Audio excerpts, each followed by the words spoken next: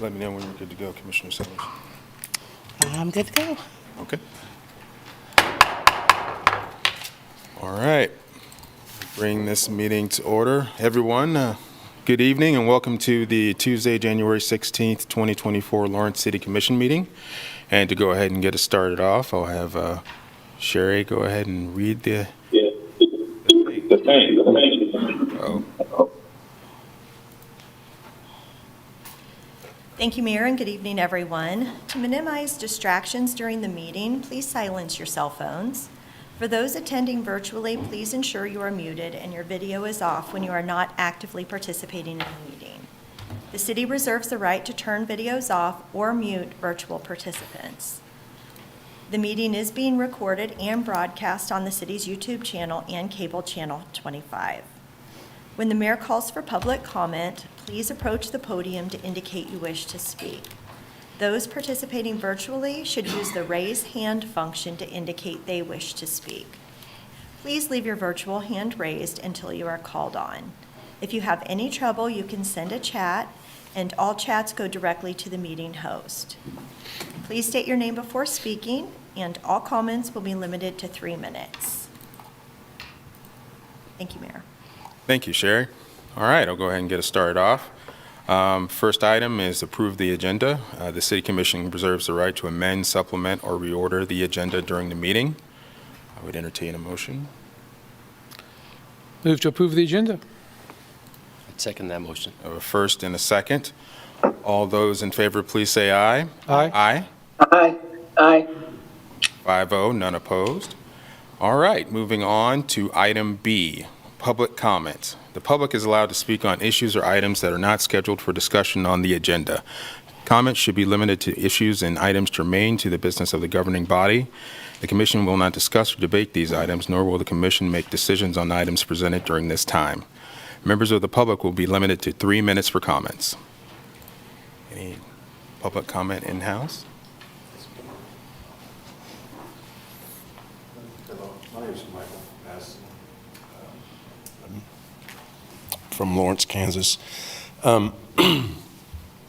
First off, I'd just like to say that I read about the Pallet Village being a high barrier facility, which that's great that place is I feel that they don't allow alcohol and drugs to be allowed there. I think that's awesome. I don't think low barrier shelters have a place really, in my opinion. However, I would like to know how are they going to enforce that no alcohol, no drugs? Are there going to be rules and policies set up to enforce that, and are bad choices going to be, are the clients going to have to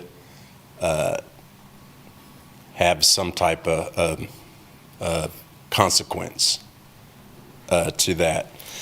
And also, moving forward, LCS, obviously everybody knows they're going to be running that place out there.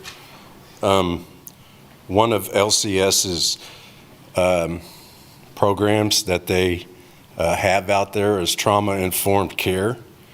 And I'm just going to read 4 things. It says, realize the widespread impact of trauma and understanding paths for recovery.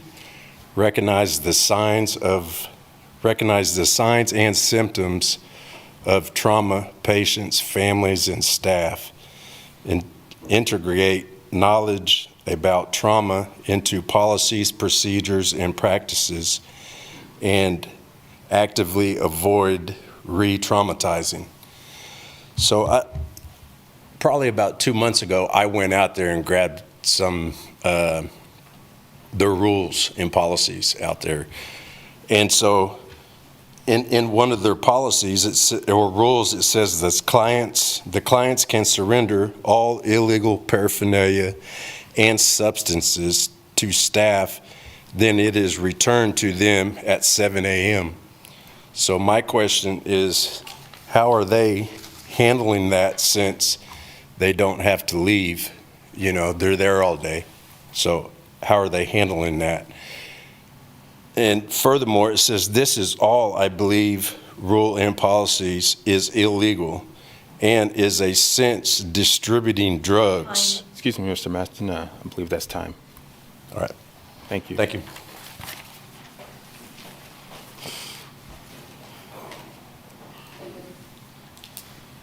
Hello, David Baston. I had a question here, and it's actually regarding something I seen today on somebody's campaign funds that they were using.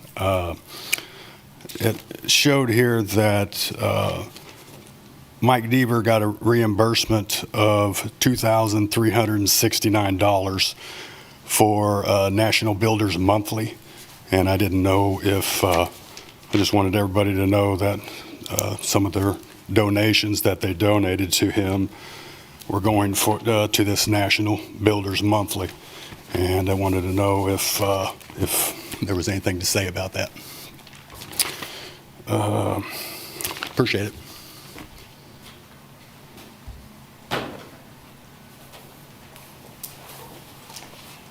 Mike, I think that's a fair question.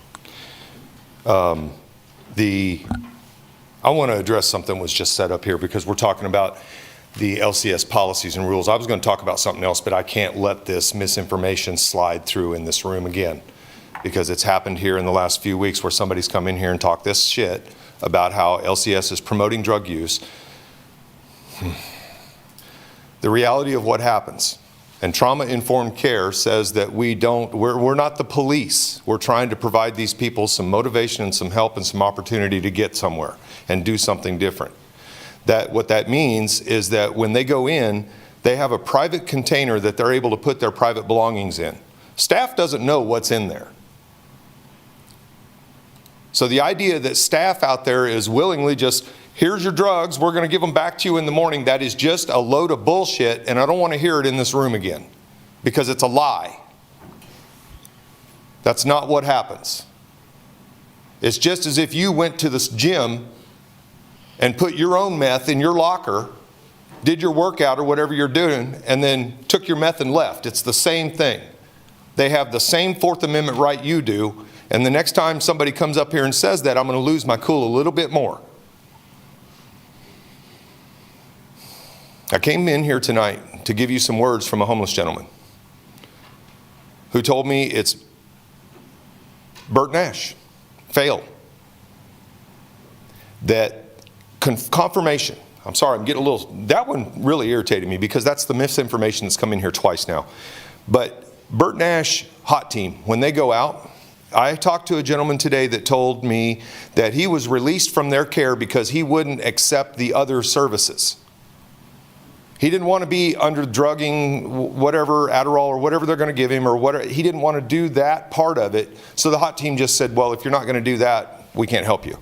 This is along the lines of what I've told you people when I come in here and say that the hot team is expected to run case management. Because when they're expecting people to get into the full program, that is a case management model. That is not a hot team. I want to congratulate the city and Misty for coming around this week. I'm happy to not be in here tonight talking about somebody dying this week. And that didn't happen as a sole responsibility of the city, and Bert Nash really had very little to do with it. It was people on the ground doing the work. Not just advocates, but the EMC, First United Methodist, Pastor Phil was out there. You got people from out of town coming in. Our former homeless programs director was here helping, the one that you all treated like shit. But she was here saving people's lives. We need you all to listen.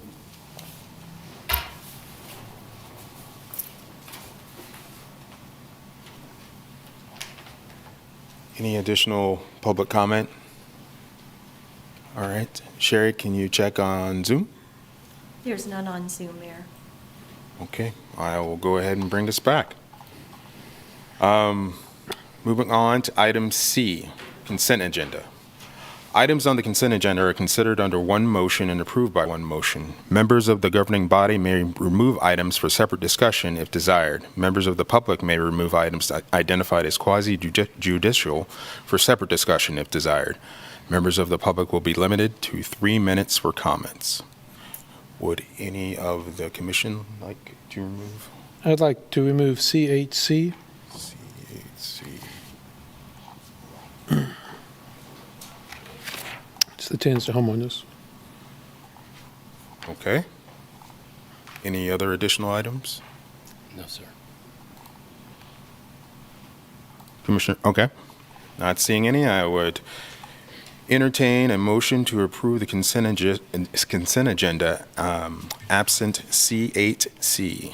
I move to approve the consent agenda with the exception of C8C. I'll second that motion. I have a first and a second.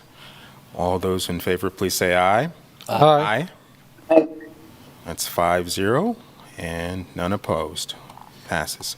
All right, bringing us to item D, items removed for separate vote, C8C. Commissioner Finkeldie? Yeah, I pulled C8C because a member of the public said he had a few questions, and hopefully maybe Leo, someone can answer those. David Bastian said he had a few questions. Yeah, I had a few questions with this. I know, I think this land was originally donated to the city for low-income housing. I'm not real versed on this at all, so, but then the city gave it to tenants to homeowners, and now they're wanting to give it to another Bethel Estates, maybe, I don't know, a management company or contractor. I don't know the details because I didn't have time to look it up. But I just don't know. I don't know, was there a process that was gone through to figure out who this land would be going to, like this Bethel Estates? Was anybody else in there for,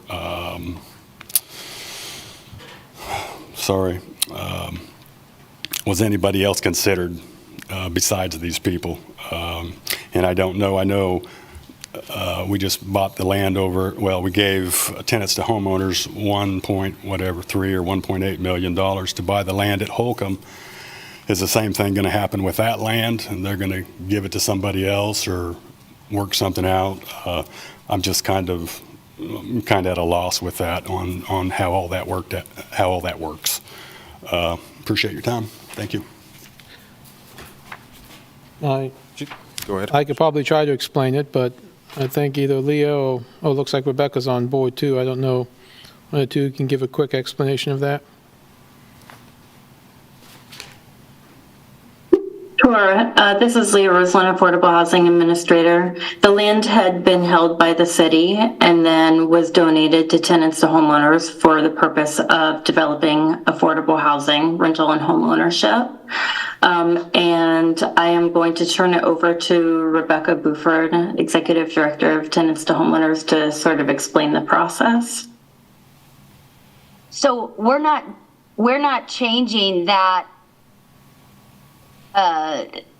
process, except that it says we cannot, not be the sole owner. And to do a low-income housing tax credit project, the land has to be owned by the tax credit LLC, which we are a member of. So it's partly the way that low-income or affordable housing tax credit projects are funded by the IRS and syndicators, that a for-profit has to own them for the syndicators to get the tax write-off, for the investors to want to be involved at all in giving money to tenants to homeowners to build affordable housing. So we have to be a part of a for-profit LLC, which we are a partner in. So tenants to homeowners is still going to be involved in the whole process, in the development of these units. But legally, the LLC has to own the land to build those units on top of it. So again, and Brad, feel free to jump in if you think you can explain the low-income housing tax credit tax structure better than I. But again, I think I totally understand, like, why is tenants to homeowners out of the deal? We're not. We're still a partner. We just are not the only partnership. And I need low-income housing tax credits to be able to build 121 units. There is no way I can do it by myself. This is a $23 million project. And if we want to do it in Lawrence, we need to have these partnerships. And again, low-income housing tax credits require that this for-profit entity still rents at below market rents to a targeted income of low-income people. So again, this is more of the for-profit entity is more just about the way that they convince syndicators and people that need tax rebates or tax credits to put money into an affordable housing project. And that is part of the tricks of the trade and the tools we can use to best create units. But they will not be making money. There is still a low-income housing tax credit project that will not really cash flow in any way. In fact, the tax investors that pay for these to be built don't want it to cash flow because they get better tax incentives when it doesn't. So again, some of these are just mechanisms for financing affordable housing that is complex, but it's still, in all intents and purposes, is not for profit, is not a for-profit. We're not giving it to someone to, why did the city donate it, and then it's being given to someone who's not involved in affordable housing. That's just not the case. And the only thing I would add, because no one wants to hear me talk about tax credits, but I would say just back up 1 second. I mean, tenants or homeowners had acquired a large piece of land, and the city had a small piece of land next to it. That's the land we're talking about. We had donated it to tenants to homeowners to make it part of a larger project. They started the process to find a developer, and they went through a process to find a developer to build these 120 units. Once they found that entity who was willing to build it, then they said, okay, now we have to use this tax mechanism. But our requirement when we donated the land was technical. The city was protecting us, not so they couldn't give it away. That's why we have to approve to allow it to be part of this larger development. So, thank you. All right. Any further questions? Yeah. You'll have to save. You'll have to save it for public comment. I'm asking the commission for any further questions. Just for the record, Rebecca, if you're still on, because of the public-private partnership with this, does this change the mechanism of which units are permanently affordable or are only affordable for a certain amount of time? What we're trying to do is we have first right of refusal if the entity ever wants to sell to the market, and that price will subtract the value of the land that we can buy it for. So we're not paying that twice ever. And we have documents in the process with our for-profit development partners on how, if they choose to sell it, that we will be able to make the first right of the offer and get that so that we can keep it permanent. And remember, we're a partner in this, so we're involved for the next, forever, till I die. I'll be here.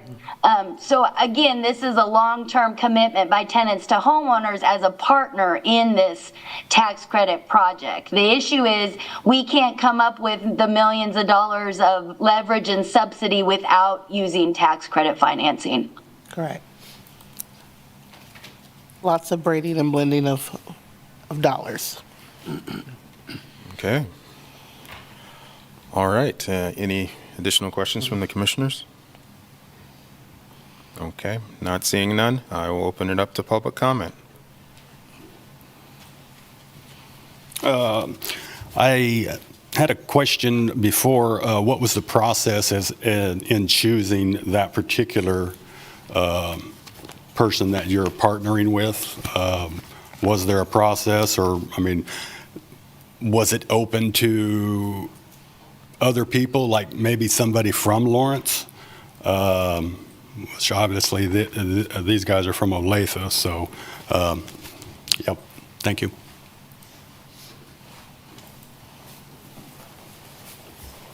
I just want to thank Brad for clarifying that for the public, because we do matter.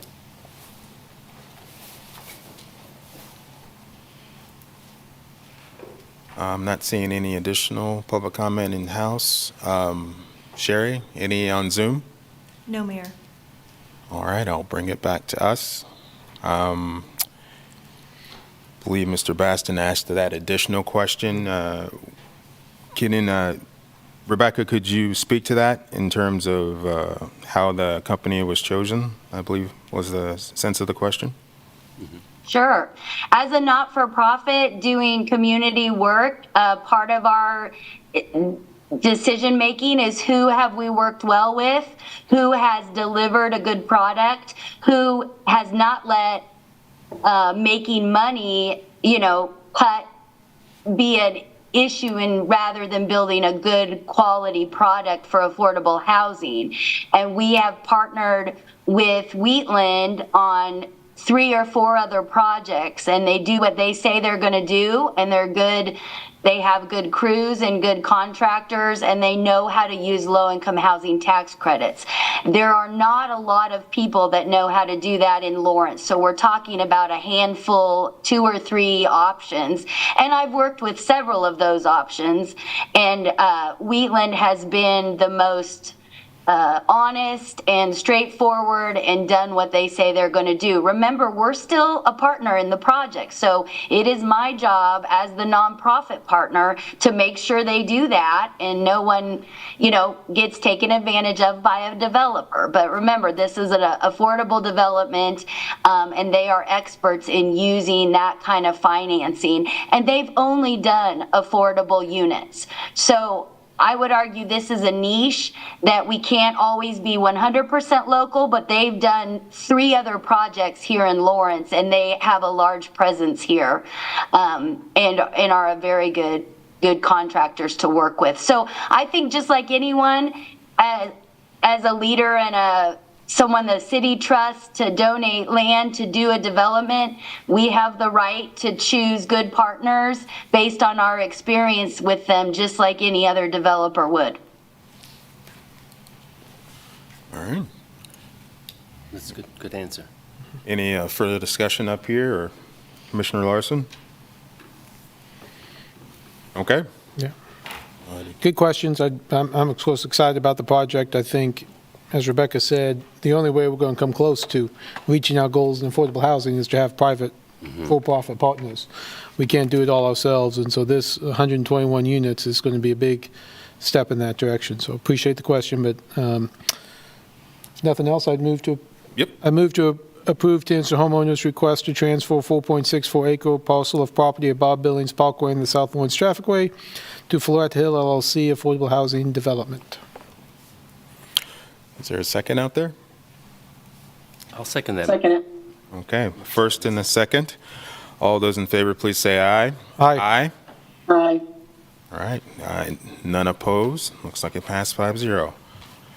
All right, thank you all. And moving us on to item E, work session. The work session provides an opportunity for the City Commission to discuss items in greater detail. The Commission will take no binding action on items presented during this time.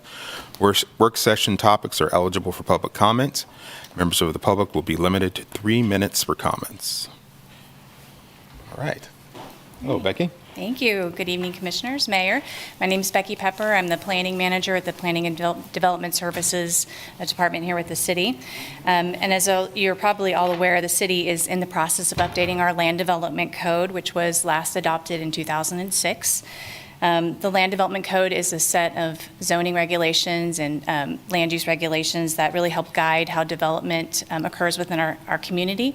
And it's also the tool that helps us implement our comprehensive plan and our strategic plan. We started the update to the Land Development Code back in June of 2022, and since that time, we have been working with the consultant of Clarion Associates. They've helped us with various public community opportunities, and then we've also been working with our Land Development Code Update Steering Committee, who have been reviewing some of the draft modules that staff and Clarion have been working on.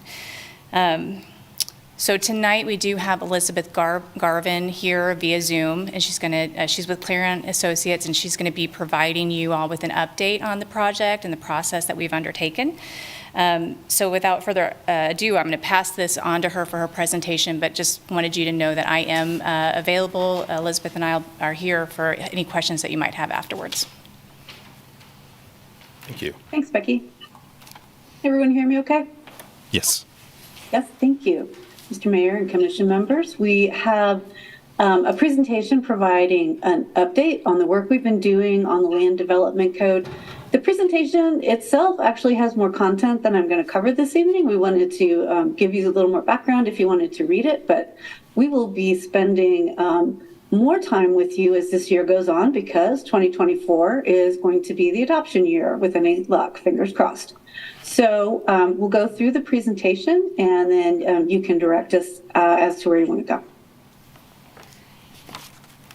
So we started this project, as Becky said, a year ago, June, and we have 4 basic project goals: identifying opportunities to meet and implement Plan 2040, creating more predictable development outcomes, simplifying and streamlining development procedures, and making the Land Development Code more user-friendly.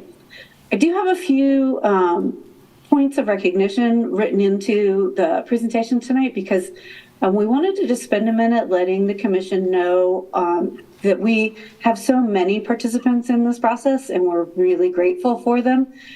So just to let you know, as Becky pointed out, we seek feedback from across the community. We seek a lot of feedback from our steering committee, and we are chaired very ably by Commissioner Finkeldye. And so he's been our point person to bring in information and to keep things going. And we'll give shout outs to a few other groups as we go through this. So here's our project calendar. Elizabeth, You can see, yeah. were you wanting to share your screen? We're not seeing it if you... Why, yes, I was. Let me try again.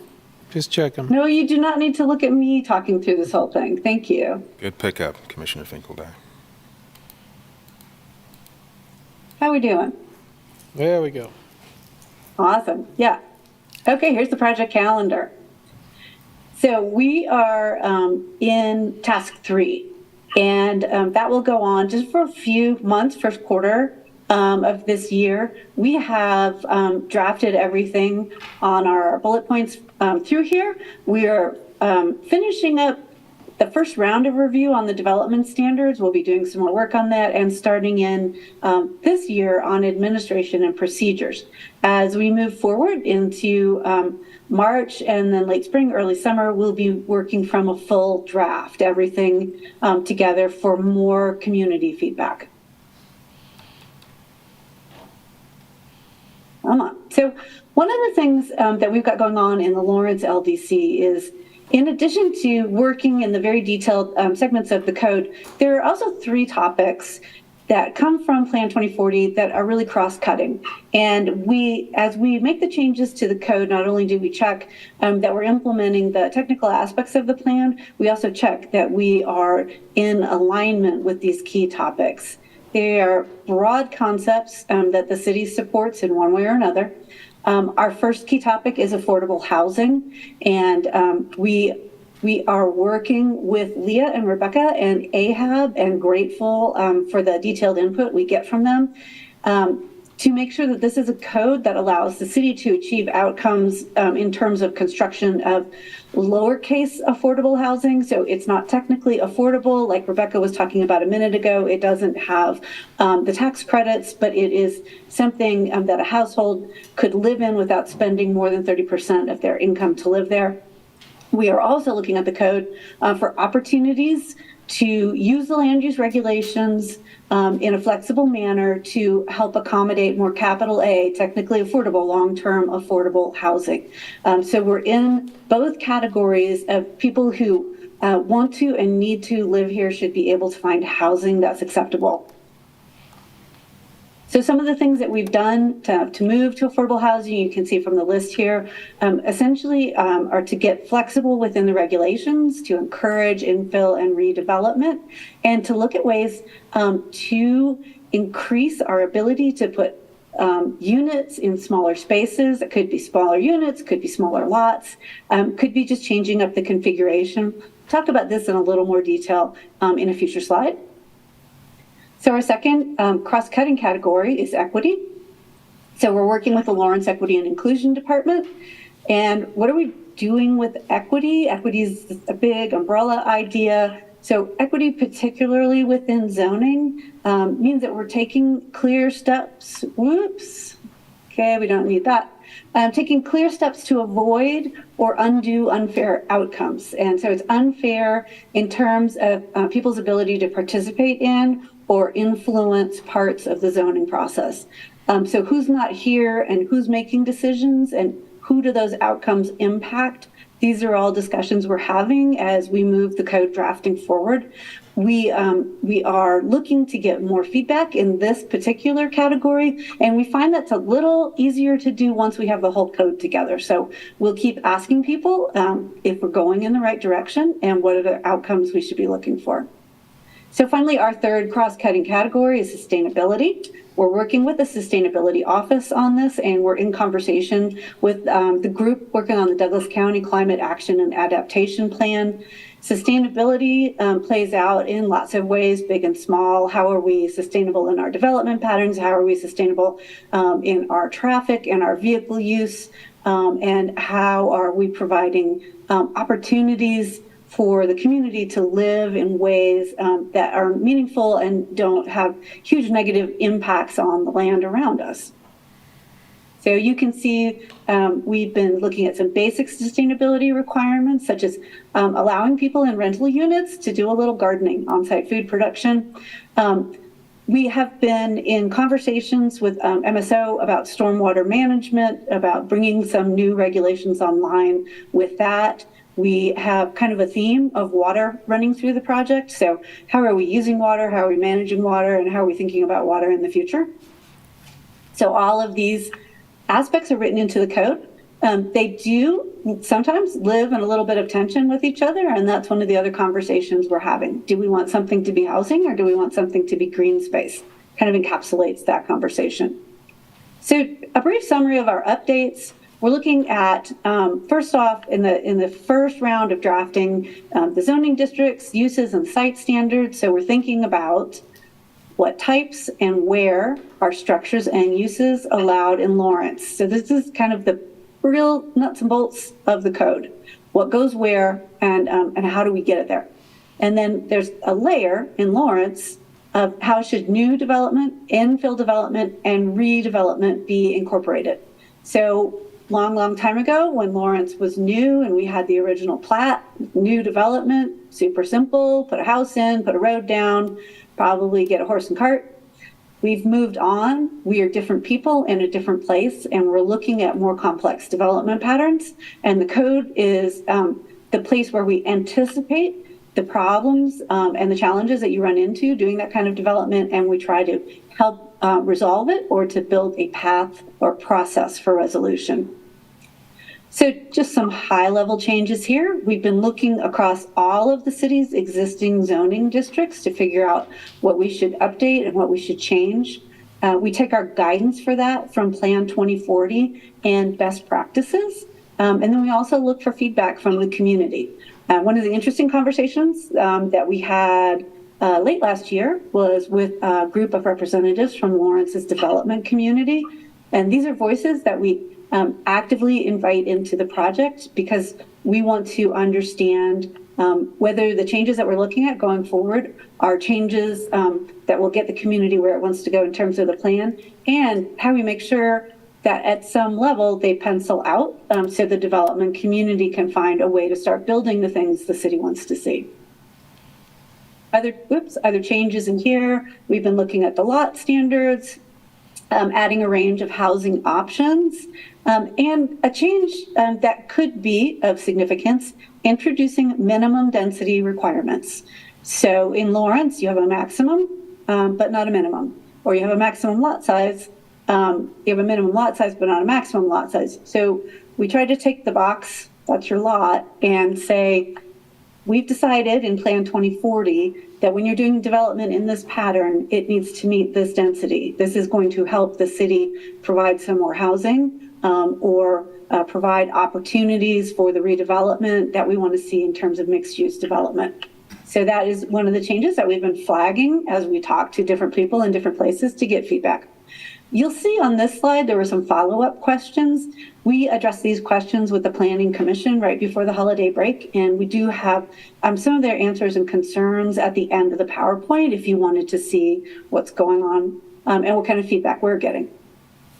So in addition to the zoning districts, we've added kind of a menu of options, which will be appropriate in different places to get to different development patterns. So we took a look at what the city was allowing in terms of cluster development in the subdivision standards, and we're kind of moving that over and seeing if we can use it more broadly.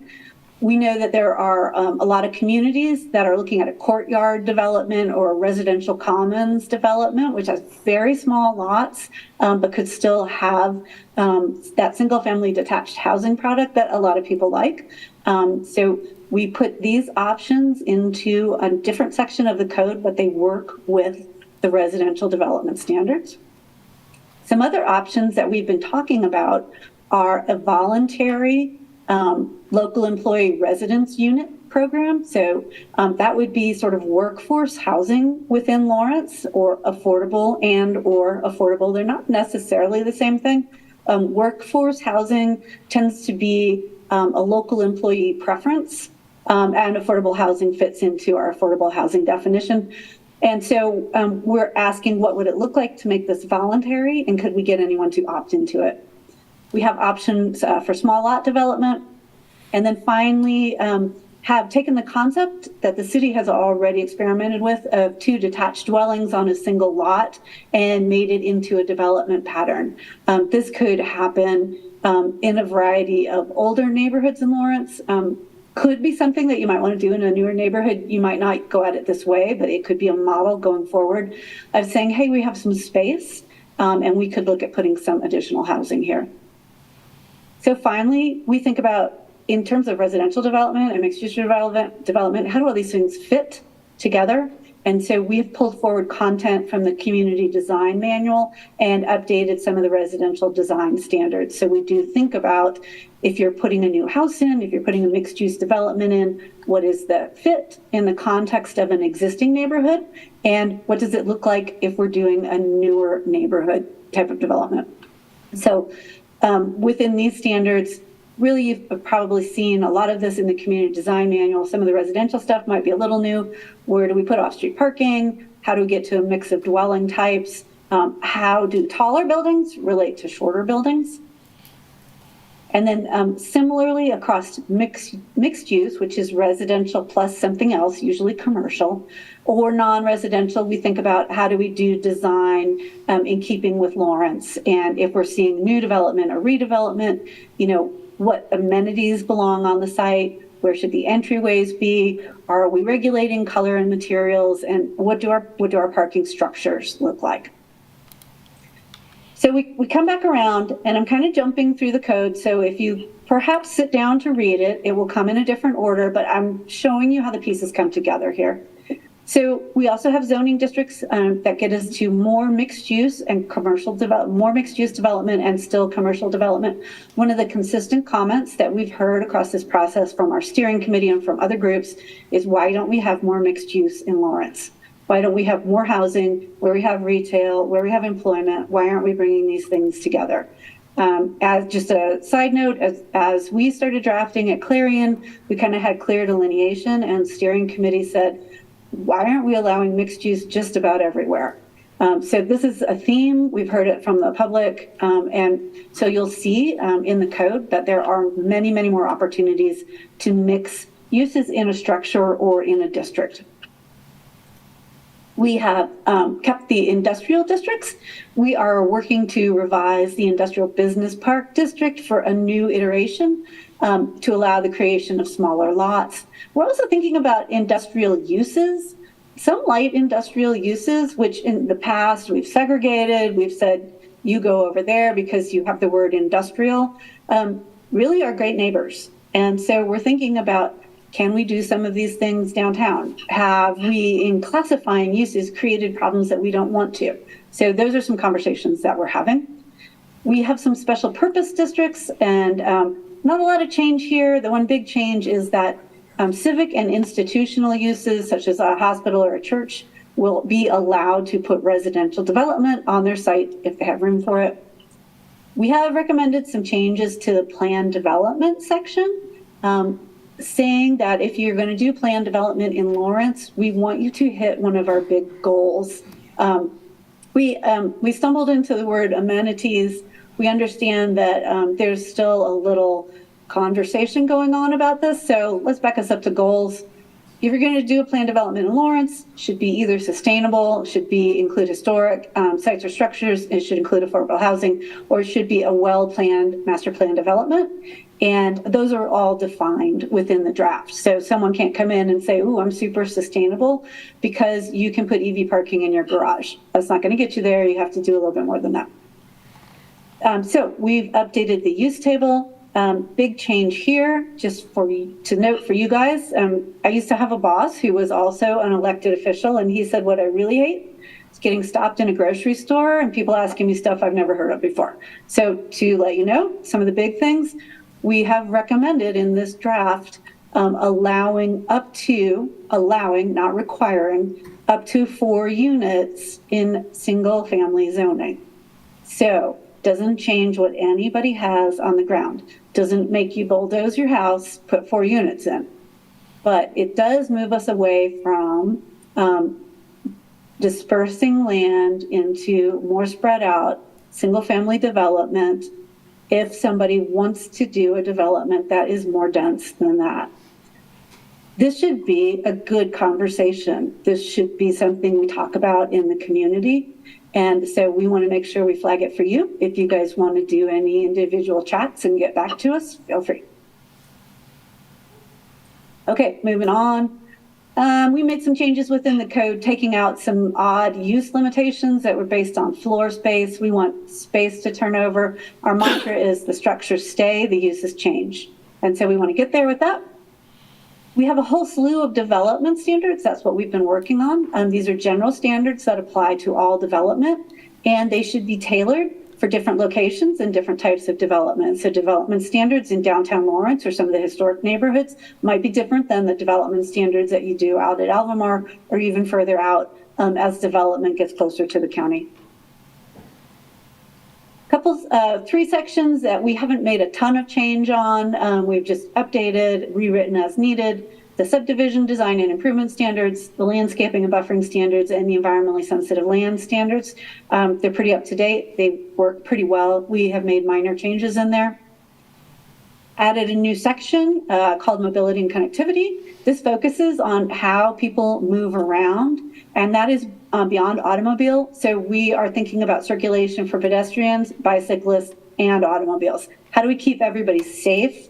That's our biggest quest in this section. And then how do we make sure those systems are connected so we can all get where we want to go? You can see we are working from a lot of guidance from within Lawrence.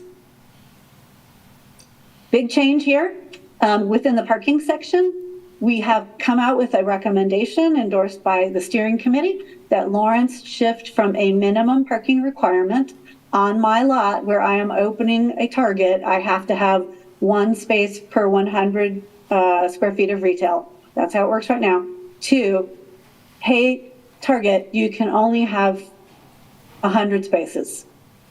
And you don't have to have 100 spaces, but you cannot go beyond 100 spaces. So this flips the conversation from what's the minimum, and we usually end up with extra parking with that, and parking is an extremely expensive use of property. So we're hoping that this change allows applicants, allows developers to right-size their parking and provide more to the community in terms of, could be housing, could be retail, could be restaurants. There's a lot of information in the market about parking needs and parking limitations. And so we're switching the community around to looking at this in different ways. If you're worried that you are going to be out there alone, something that we've talked about with our steering committee is that there are a number of communities regionally and across the country that are looking at this change. Fayetteville, Arkansas has a parking maximum, and Austin, Texas is switching to a parking maximum, and Bloomington, Indiana. Those are the three on top of my head. When we come into further discussion about this, if you want more information, just let us know. So this is out for discussion. This is something we want to hear more about from the community. There are bicycle parking standards in the code, and some preliminary EV parking standards. We're having some interesting discussions with the steering committee about whose obligation this is. Is this something that the city needs to require, or is this something that we think the market is going to provide? So right now it's drafted in the code, but that will likely evolve over time. There are exterior lighting standards in the code, including new LED requirements. So as lighting changes, we want to get there. And then clarified how we do some regulations around lighting. So the takeaway from today, some of our biggest updates, more housing types are allowed in all residential districts. We have a range of smaller lot residential development types that have been added. More areas in the city will be zoned mixed use.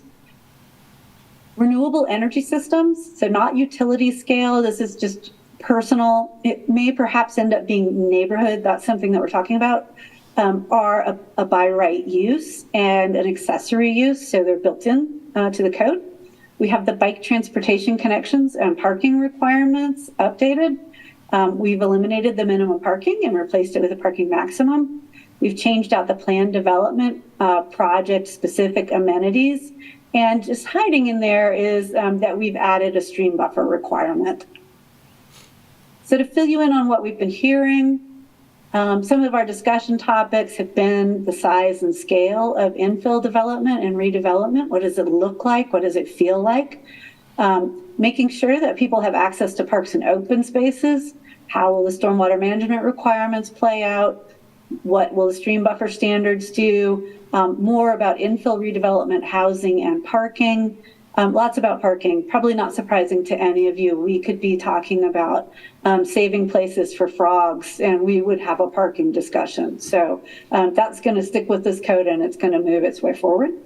We've been talking about the renewable energy facilities, balancing the provision of public infrastructure and the costs of public infrastructure. We've been talking about the potential for narrower street widths. Been thinking about, and I think this in particular comes from Planning Commission, being clear about what's new in the code, what's optional, and what's incentivized. How do we get to making it easy to build what the community and the city want to see? A lot of talk about affordable housing, all good. Either questions or comments on that. A request for some curb usage standards. So we're kind of moving into new trends in regulation. That particular one came from someone not so psyched about delivery trucks stopped in the left lane on Tennessee Street and ride shares. The idea of scales of energy, incentives for providing solar, technically usually a building code issue. We can do a little bit in the code. Making sure it's easy to do a solar parking lot cover like you have at the Merck. Little bit about electric bike and regular bike shared infrastructure and safety, and then talking about the adoption process, and providing more information to the community about affordable housing to support good decision making. We come around the corner to our next steps on this project. So we'll finish out drafting module 3 that'll have procedures, nonconformities, violations, and enforcement, some general provisions, and the last of the measurements and definitions, and then we'll move into the consolidated draft. Essentially, we pull the full draft together, and we create opportunities for the community to share their thoughts with us, to do a big round of revisions before we go into the adoption process. We will be meeting with our steering committee monthly, starting in February. And we wanted to let you know that right now there's a survey on the website about some, I think, residential development design. If anyone wants to participate, you can go through the city's website and go to the LDC. So that was it. And I thank you for your time and patience. I hope I got through that quickly enough for everyone. Okay. Thank you very much. All right. I'll open it up to questions from the commission.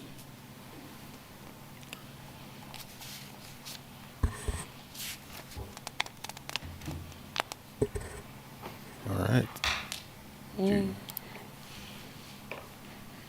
Are there any questions? I have a couple questions.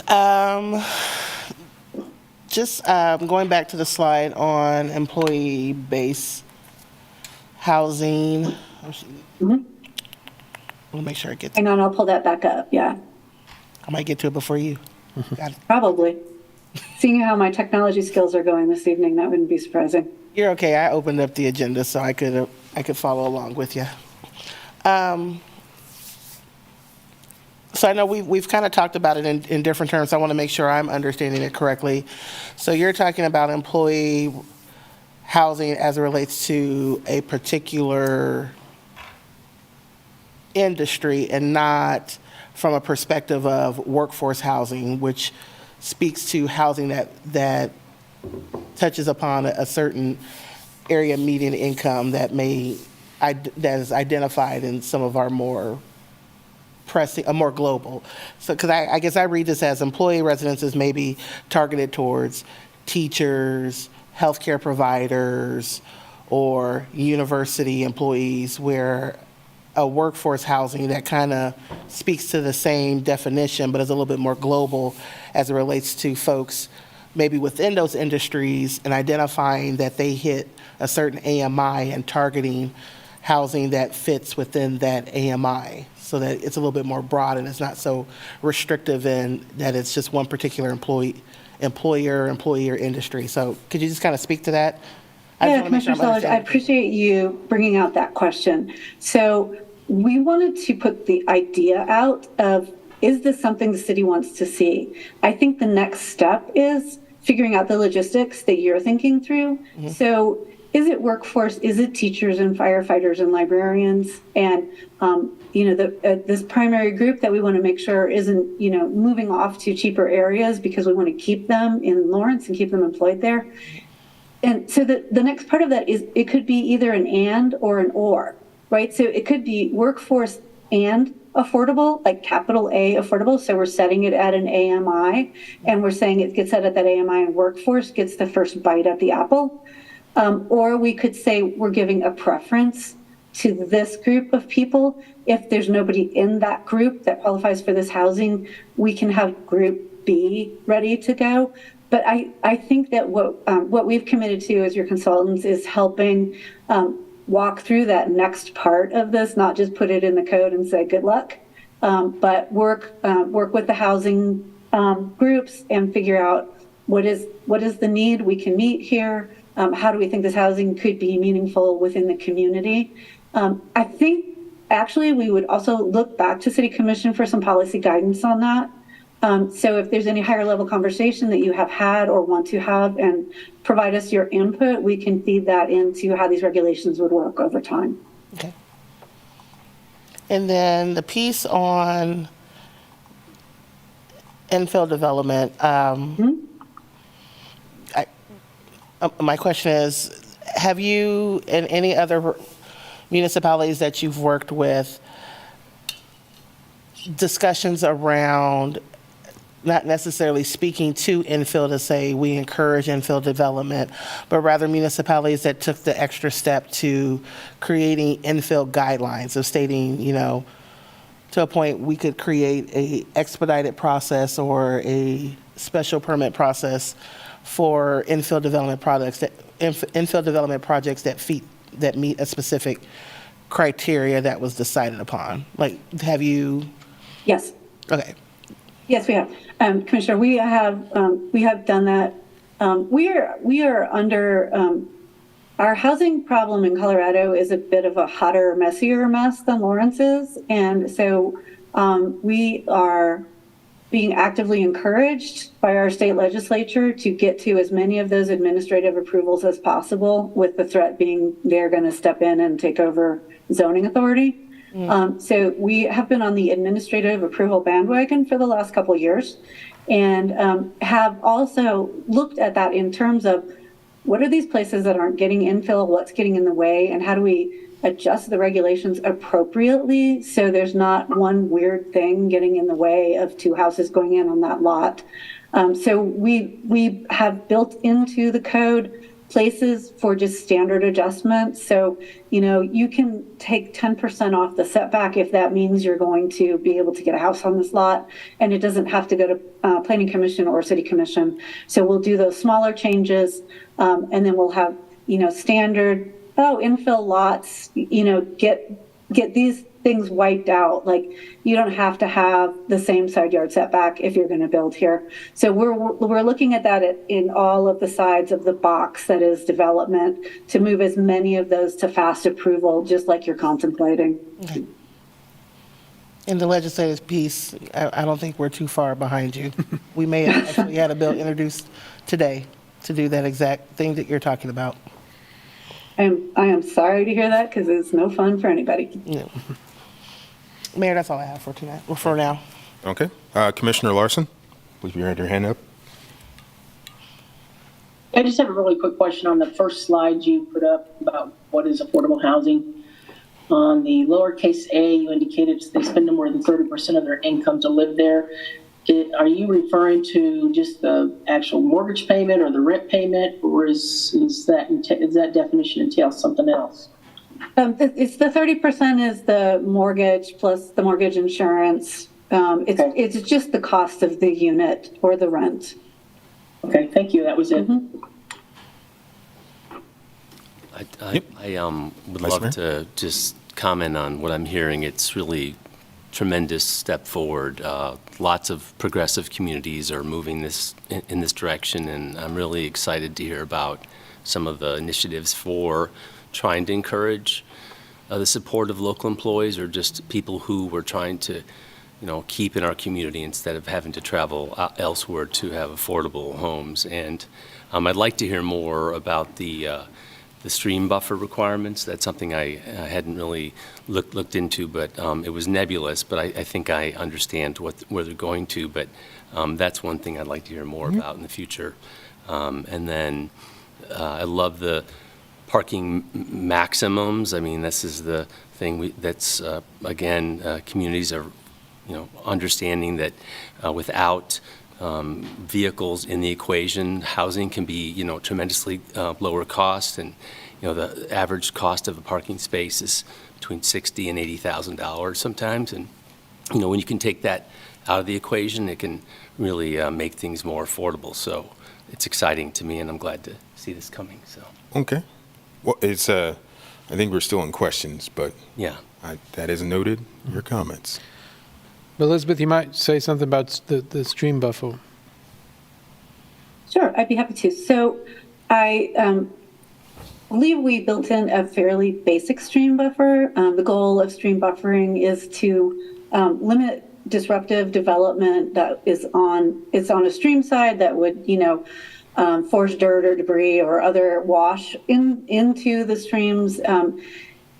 I can't remember off the top of my head, and I apologize. It is probably 100-foot buffer, but we may have shrunk that a little bit. That's a standard buffer size. It usually would come in the subdivision process. We don't want to get into a place where we're putting a stream buffer in and we're causing problems for development that's already there. So usually we come up with a workaround. If you're already in place and you're on a site that would be affected by a stream buffer, we either shrink the buffer or we say you're non-conforming, but please don't, put the kids' extra bedrooms in that space. It's dangerous. So we try to think forward and then try to think back about what's already on the ground. Within the buffer, it's just, enjoy a picnic area. Maybe as the buffer gets a little further from the water, you could put like a raised deck in there or something. But on the whole, it's for safety and stream conservation purposes and not a lot more than that. Does that get to what you were wondering, or do we want to make sure that we have staff reach out for a side conversation? Yeah, I was just more curious about the scope of the buffer. And then to my question, and I was talking to, but the question I've seen others, communities using other ways to incentivize development of lower or local employee housing. And I was just curious about whether or not this is something that you've seen that was productive in other places, and whether or not Lawrence seems like a place where it could be useful. Yeah, that's a good question and a big question, Commissioner. So we've seen it work in other places. We gave it a very ungainly name, but it's essentially a density bonus for affordable housing. And so when you get into the draft, you see that there's a lot of discretion for the city to move standards around to increase the amount of housing that's available on the site. The goal being that if there's someone that wants to do voluntary affordable housing in a project with market rate housing, that they could offset the cost of providing that housing.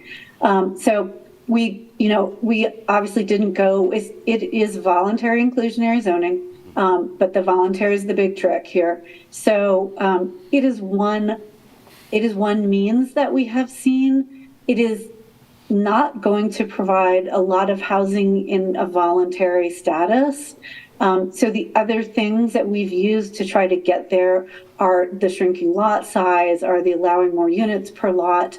We've tried to stretch the regulations in as many ways possible to make housing development easier, with the goal of getting more housing on the market, and then creating the tools that maybe Leah or Rebecca could use to get more going on a site that would have permanent affordable units on it. Okay. So density bonus was what I was looking for. Thank you. Appreciate it. Yes. Mm-hmm. So to that regard, and along that line, thank you for bringing that up, Vice Mayor.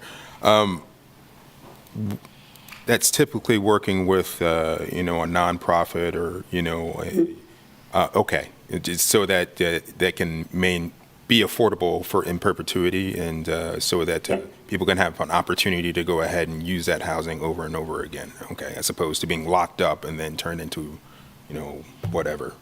Go back to market rate. And I think to Commissioner Seller's question, we want to figure out if we want to lock it all down, or if we want to say someone who is is an employee in a category that we need to keep in Lawrence gets first dibs, and then that house can go back on the market at full price. It's kind of a lost opportunity, but sometimes as you're rolling into a housing program, you might want to start slow. Right. So. Okay. Elizabeth, you probably know we have historic resources on the agenda after you, and I'll ask this question of Lynn here in a little bit, but or Jeff. But one, can you talk about kind of what we're thinking with kind of context-based infill development? And two, how do you see, as we walk through the procedures in the coming months, how that interacts with the HRC procedures? Yeah, thank you for asking that. We've been kind of keeping an eye on that set of regulations update, and have looked through it and have been just trying to not sort of jump the gun on it. We know it needs to relate back to what's going on within the land development code. The comments that we've received are along the lines of we want to make sure that the historic resources are properly taken care of. And sometimes there could be opportunities for development that just don't take place because of the way the Historic Resources Code is written and applied. So with with this next set of drafting and knowing you guys are going through this tonight, we're probably going to back up in time a little bit. We'll draft our procedures, but we also want to see if we can find ways to do context-sensitive development that doesn't take away from what is historic Lawrence, but maybe there are nooks and crannies or opportunities where we could see more development that is in keeping with the historic resources that is currently not being allowed right now. And I don't want to step on anybody's toes. I know that people that are passionate about historic resources don't want to see, big change to them in a way that's detrimental. And I know that we're looking at change that the community wants to see. So I would ask that we kind of put a marker on this one and come back to it after our team has had a chance to get in and talk to also people from the community in Lawrence who have volunteered to be part of that conversation. I have a handful of business cards and phone numbers of people who work with both codes, particularly architects, and we'd like to get deeper into that conversation. Thank you. Okay. Any further questions? Not seeing any. All right. You can open it up to public comment. Not seeing any public comment here. Sherry, any on Zoom? Nope. Okay, I'll bring us back.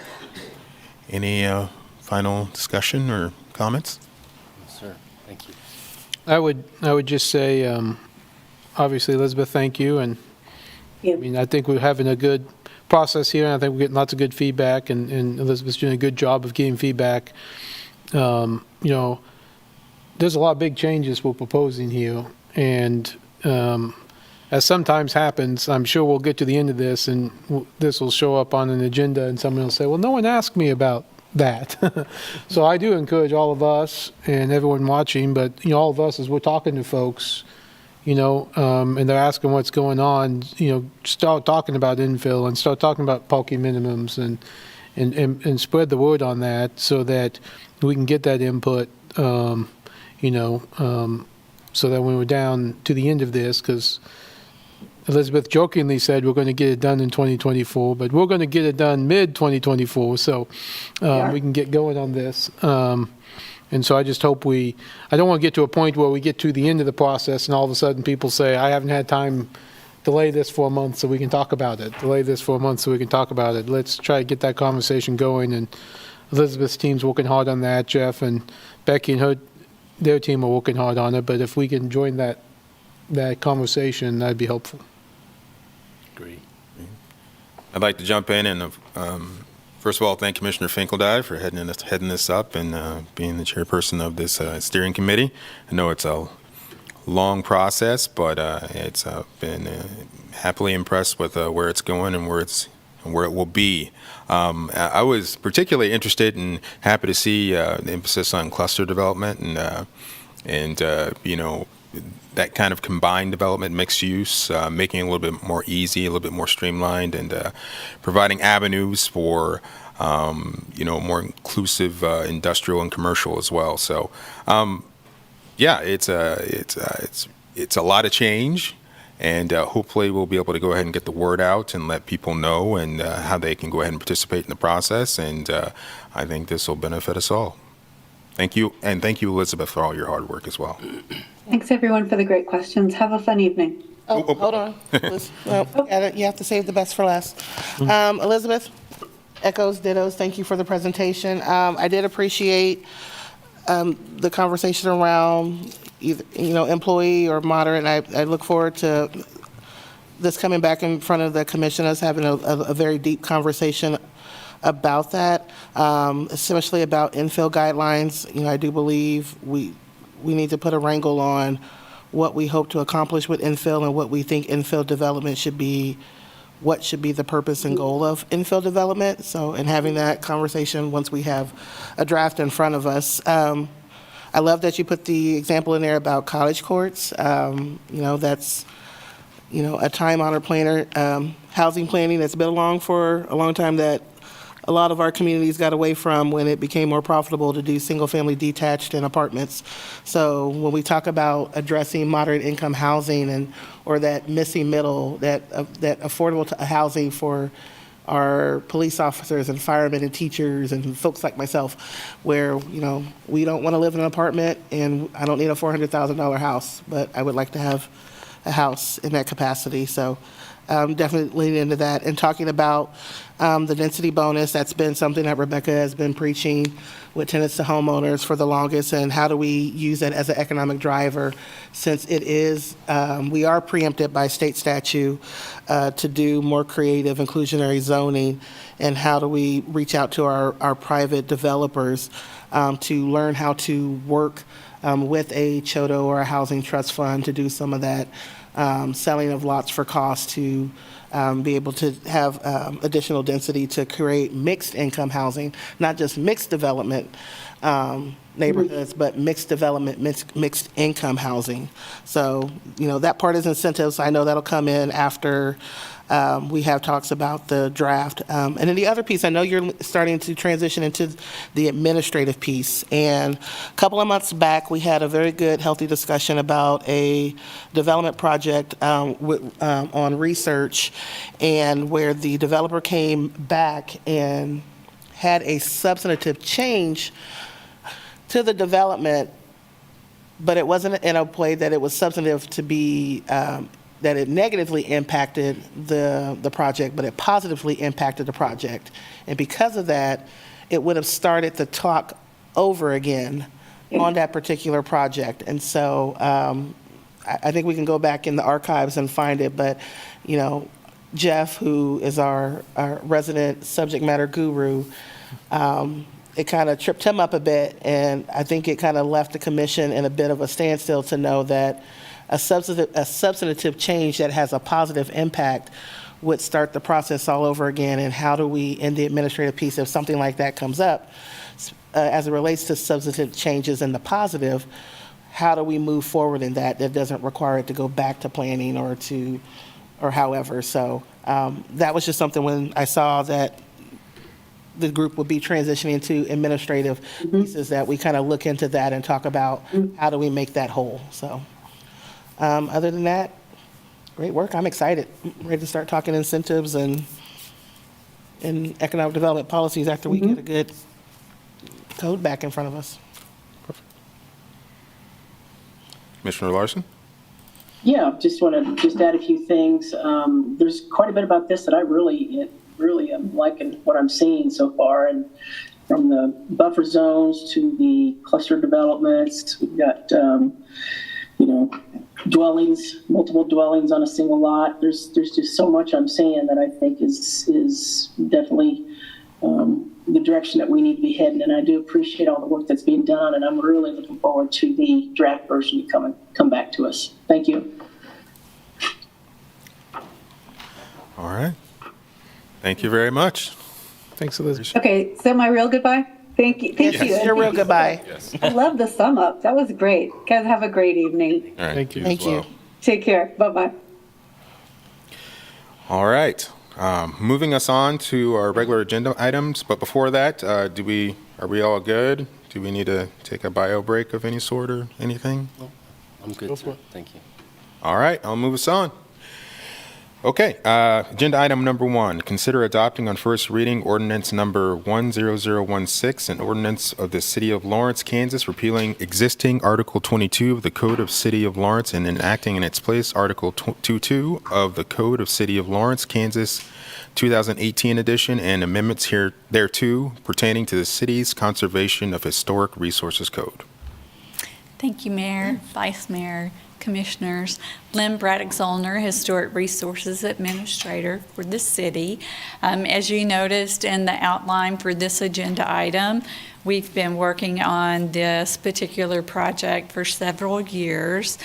We had our public meetings last January, so we've been working diligently on this draft since that time, making sure that all the public comment that we received and all the work with the Historic Historic Resources Commission was actually incorporated into the chapter.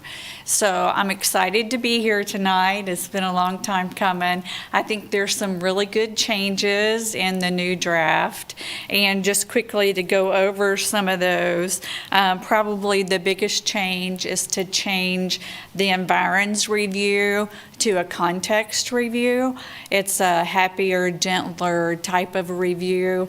There's some great things about that, and that most projects can be done administratively, except for demolition of primary structures, construction of new primary structures, additions over 20% of the building footprint, and second floor additions. One of the things you probably noticed if you looked at the old code to the new code is we changed certificate of appropriateness to certificate of approval. Certificate of appropriateness seemed like it was more subjective, whereas when you go to a certificate of approval, it's similar to a building permit. You're getting that approval for the project. Another good thing about the changes is the context review and the listed property reviews have separate requirements and guidelines. In the old chapter, it was all lumped together. Didn't matter if it was an environs review or if it was a listed property review. They all had the same guidelines and standards. So this new chapter divides that up. The more strict review is still for those properties that are listed in the Lawrence Register, but if it does happen to be in that context review, the review standards are not as stringent. There are also drawings that illustrate the guidelines for the district. I know the Historic Resources Commission spent some time with these guidelines, making sure that they were appropriate and actually help to clarify what guidelines were for the listed property and what they were for the context area review properties to help clarify those changes. Another change in the project was the context reviews are only for projects that are visible from the public right-of-way. The right-of-way, the radius would be 250 feet like it is with the environs now. A big change is currently if your property touches within that 250-foot buffer zone, anything on the property gets reviewed for a certificate of appropriateness. This chapter would change that in that there's a 250-foot property review criteria, but it would only review things that are in that 250-foot buffer. So if the buffer just grabs a corner of the property and there's no structure or anything in that corner of the property, but the house is doing a major addition, that major addition would not get approved because it would not get reviewed because it's not in that 250-foot buffer area. Here's a big one that I like, and it's that the HRC may approve projects with conditions. Right now, the HRC has to say yes, no, or send it to the Architectural Review Committee. If they have conditions that they want to place on it, or it goes to the Architectural Review Committee, they have to wait until the next Historic Resources Commission to get that final approval. The way we do things now with our iCompass deadlines and having to get information in time to make those deadlines, make the packet posting a week before, this can actually add a couple months to an applicant who's trying to get through the process.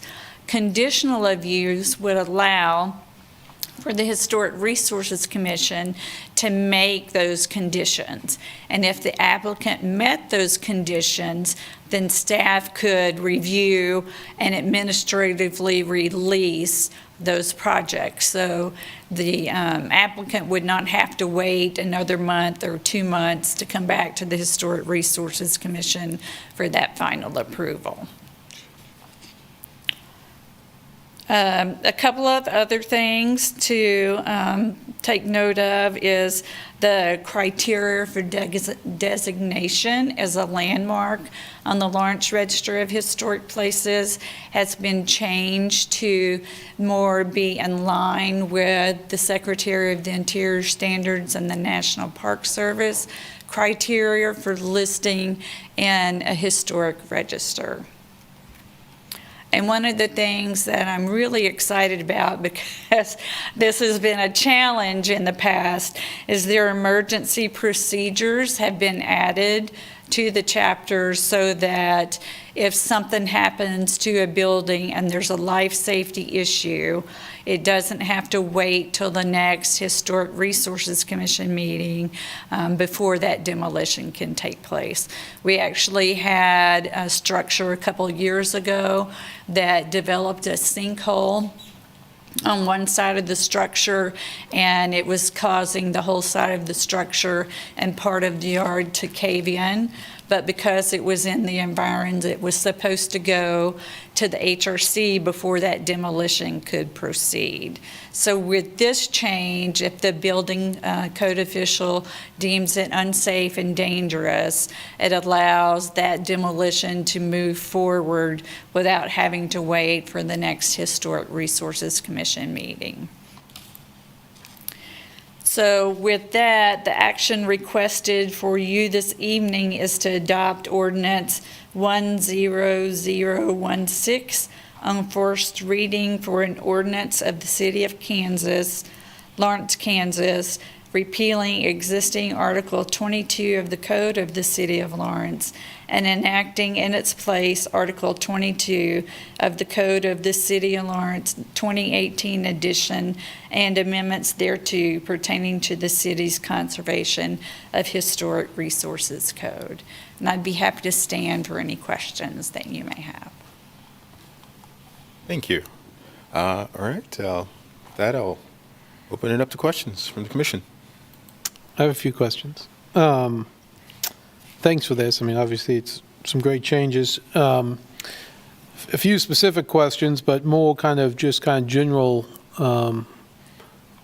questions you think on the impact. You know, so for example, I know a lot more things are going to be administrative. Do you have a guess on how much smaller the HLC, I mean, how much would be administrative and how much smaller the HLC agendas are? Are we talking 20% decrease, 50%, 80? I think it would probably be about half, because right now, all of those things go to the Historic Resources Commission, and we have a lot of environs reviews.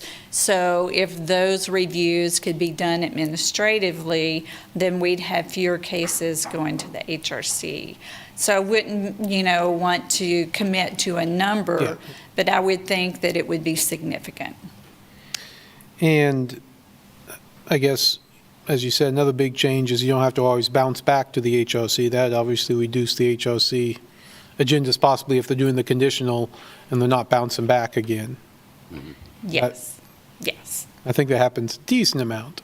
Yeah, we have a lot of projects where there may be 2 or 3 tweaks that need to be made, and the commission can't approve it because those changes need to be made.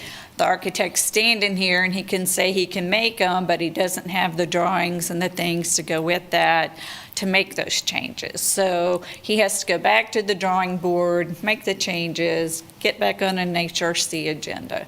If it were conditional approval, he could go back to the board, make the changes that the HRC wanted, and then staff could sign off on that project once he resubmits with those changes. Great.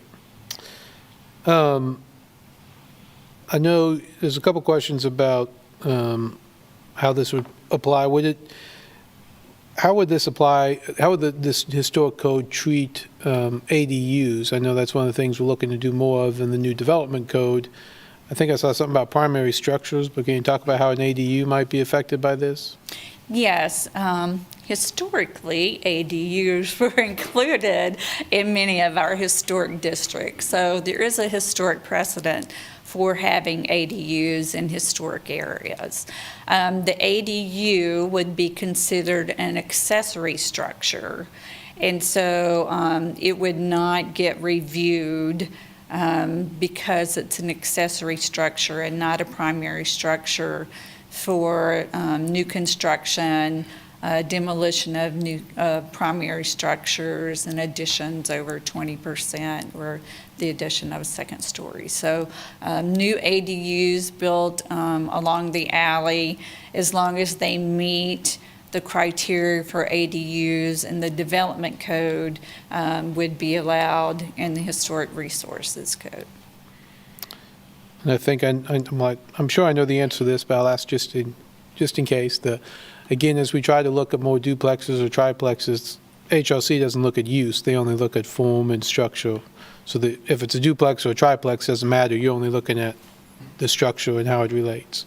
Right. The only time the HRC looks at use would be when it's a special use permit for adaptive reuse, and that goes along hand in hand with the Planning Commission looking at those projects.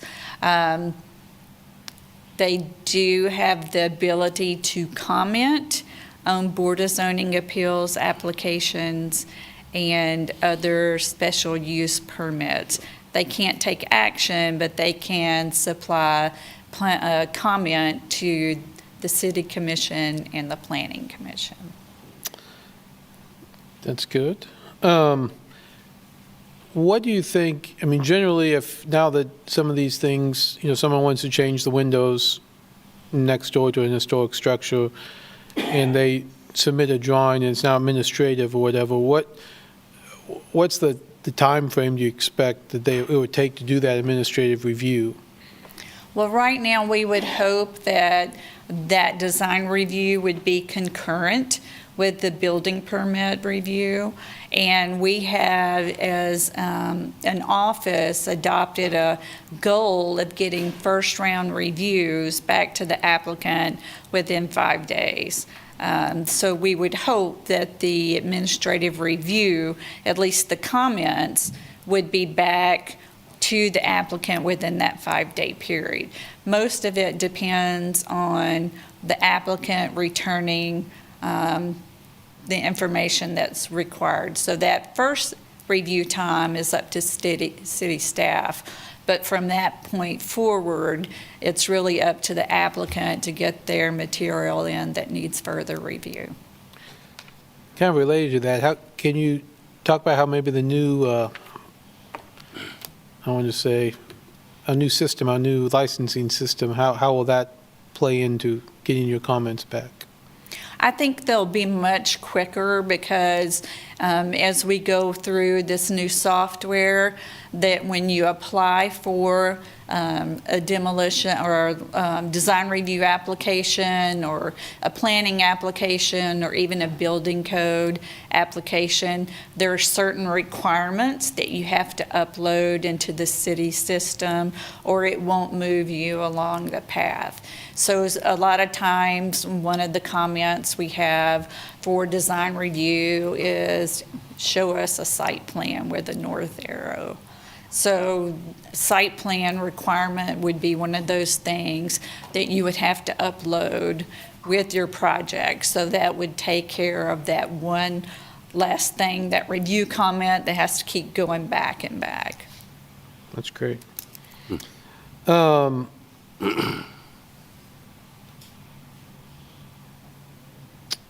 Let's see, 2 specific questions, and I'll ask you the question I asked Elizabeth. This was a kind of a specific question.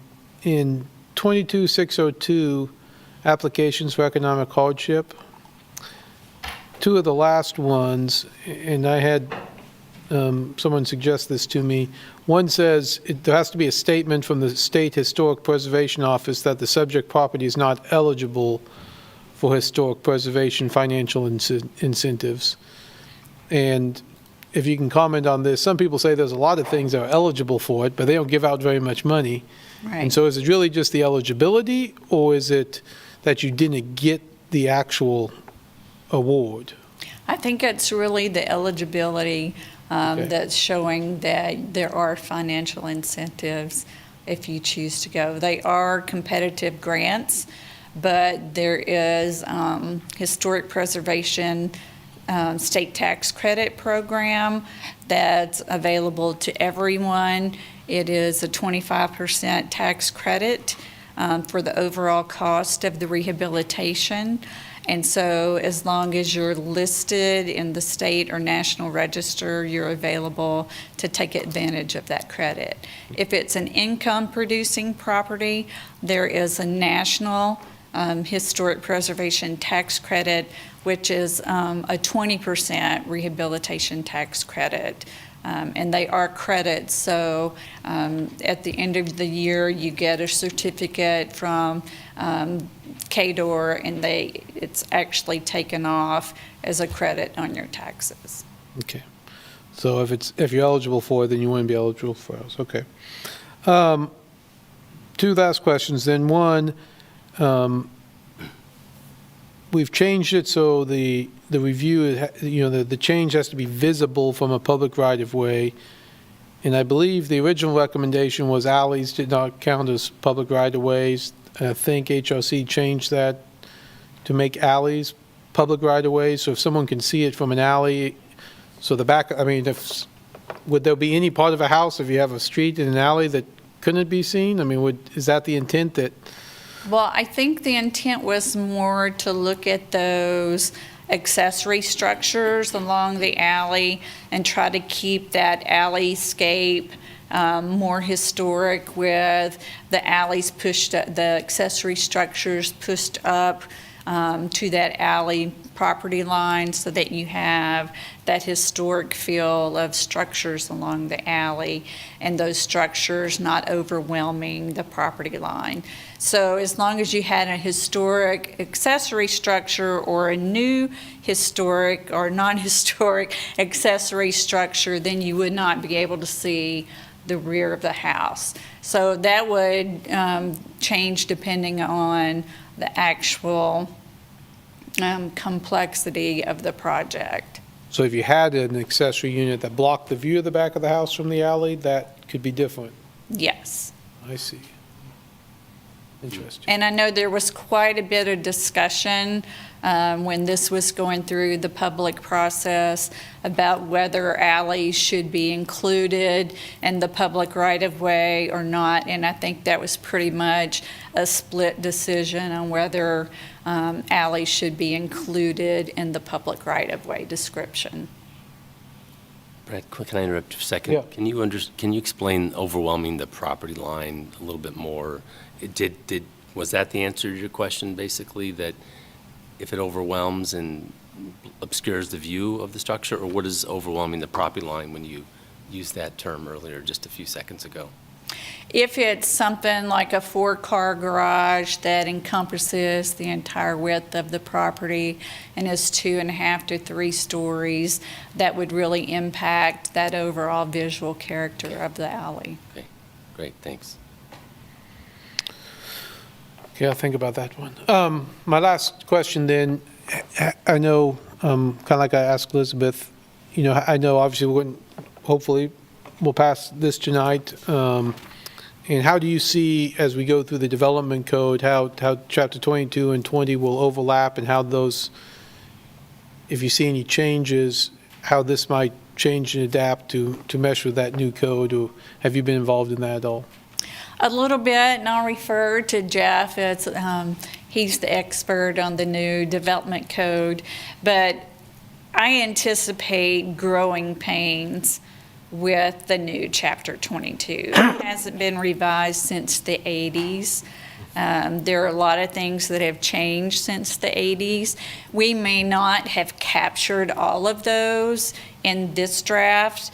So I'm sure as we go through the development code, especially with things like adaptive reuse and ADUs, those will be things that we want to make sure those codes mesh on. And so I think I can foresee that you may be seeing updates to Chapter 22 as we finish that development code and get those codes to align. Looks like Jeff jumped up if he wanted to add anything. I'm not sure I could have said it any better or eloquently there, but I'm happy to answer any questions about that, because I know these processes are running effectively concurrently. So I think you're going to see, 20 and 22 trying to get synced up, quite truthfully, for the first time ever. We've never seen those two chapters of the code ever come aligned like they're about to be. So it's a very exciting time for that. And I guess, just to be clear, I agree with you. I think one of the things we're trying to do is mesh those two. And so even if we pass this tonight, if as we get into 20, you could see us amending 20 and 22 at the same time so we can have a seamless process once we figure out what that process might be in the development code. It might not make any changes, but there might be something. I think absolutely. I think that if, it's the time to make those corrections and get them dialed in together, because it's going to be hopefully pretty close, but inevitably there's going to be maybe a little bit of a mixed wire once or twice in there. But I think it's both times. It's to get 20 and 22 in the same spot and have them seamlessly connect. That's the goal. Okay, thank you. Those are all my questions. Okay. Any additional questions there, Vice Mayor? I have a couple, if you'd let me, please. I Yep. appreciate it. So I appreciate all the previous and the additional feedback tonight. Thank you, Lynn and Jeff, for some of your help on this, for me understanding where we're headed. I just want to make sure I touched on a few things about the alley issue in particular, because I feel like if we're going to use the alley as a public right-of-way and we'll call it an extension of our public infrastructure, I think it's important for us to start talking about the maintenance of those alleys. And if we're going to consider them thoroughfares or places where people walk or drive, then let's make them suitable for that use.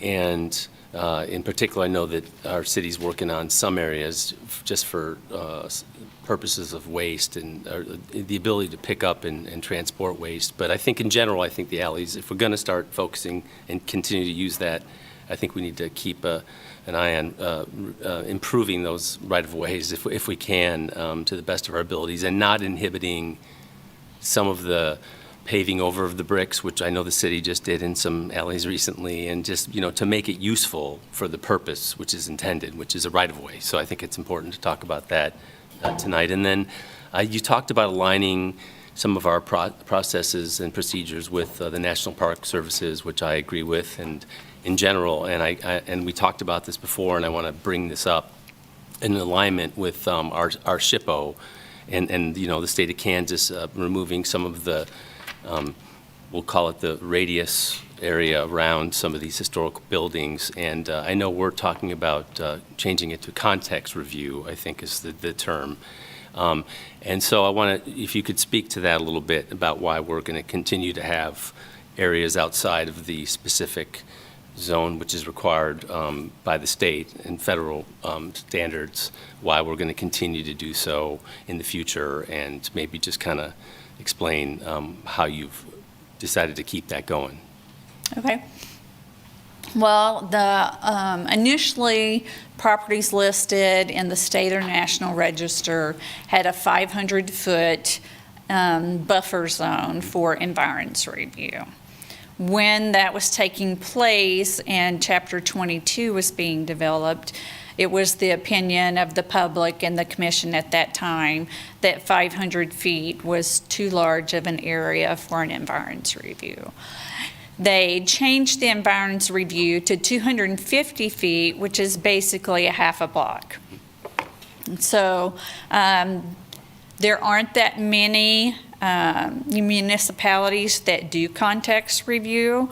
There are some, and it is becoming more popular as we're looking at trying to preserve historic resources in their context.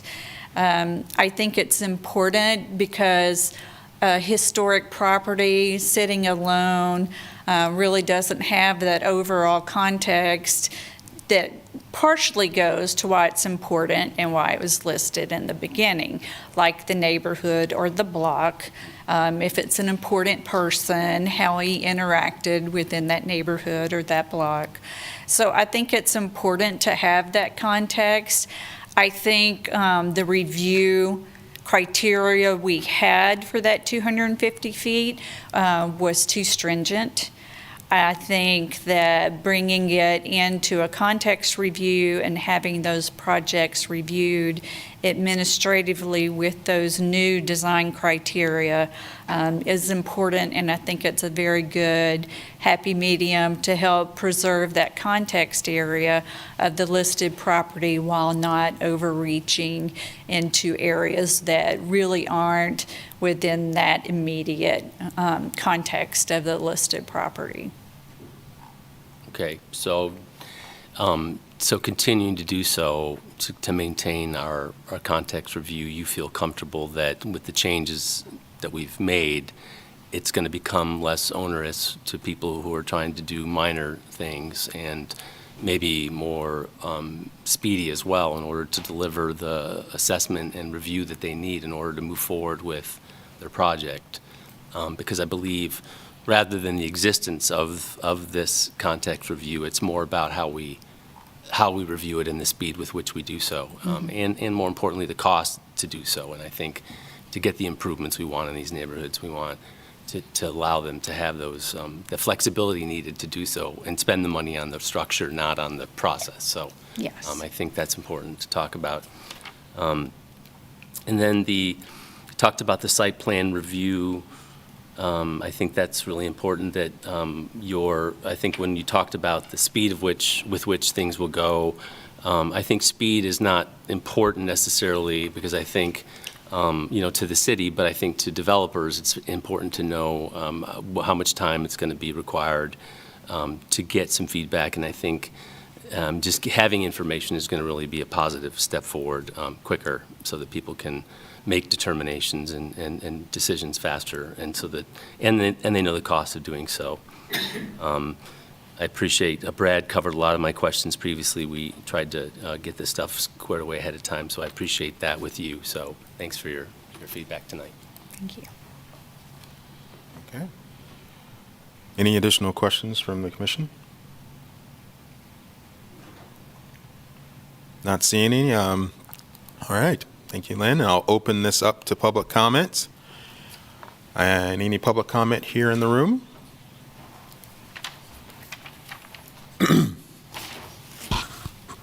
Thank you, Mr. Mayor.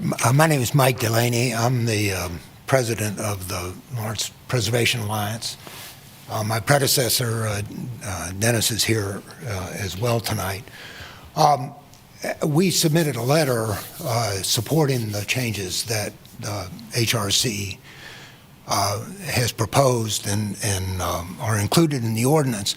And I wanted to make a couple of points that we made in the letter, but expand a little bit on them as well. As you can imagine, those of us in the Preservation Alliance have an interest in maintaining historic properties in the city. On the other hand, we also have an interest in maintaining the public support for the notion of historic preservation. And so we were keen, as we looked at the proposed changes, to find places where there had been constant sources of irritation and see what could be done to minimize those. And as we looked at this, we made some of the changes that were made in the initial drafts that staff came up with came about as a result of proposals that we had made. For example, changing the 250 feet to include only a portion of a proposed change that would actually fall within 250 feet of the protected structure rather than anywhere on a lot that sat within 250 feet. And we think these changes go a long way to reducing the kinds of concerns that have been raised in the past over minor changes producing significant delays, additional costs, and those sorts of things. That said, we think it is important to keep the context, a context review of some sort, administrative in most cases, in the city's ordinance. We think actually, at least from the initial the initial discussions at the land use code in the land use code, the steering committee has been thinking about context sort of context evaluation of other changes in a particular neighborhood anyway, and talking about how things would be different in neighborhoods that have alleys than they would be in neighborhoods out in the suburbs that where all the entries are from the street. And we think it is important to protect the historic structure or the historic district from significant damage that occurs with out of scale, too large structures built right up next to them. And that idea is being carried forward in the current regulation. And we appreciate that. No, thank you very much for your time. Thank you, Mike.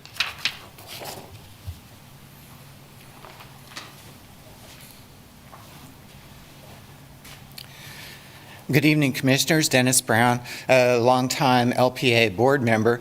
We started tracking this code revision in 2014. I was president of LPA at the time. I was thinking, wow, 2015, maybe 2016, this thing will be happening. I know a little better now, but it has been a very long time.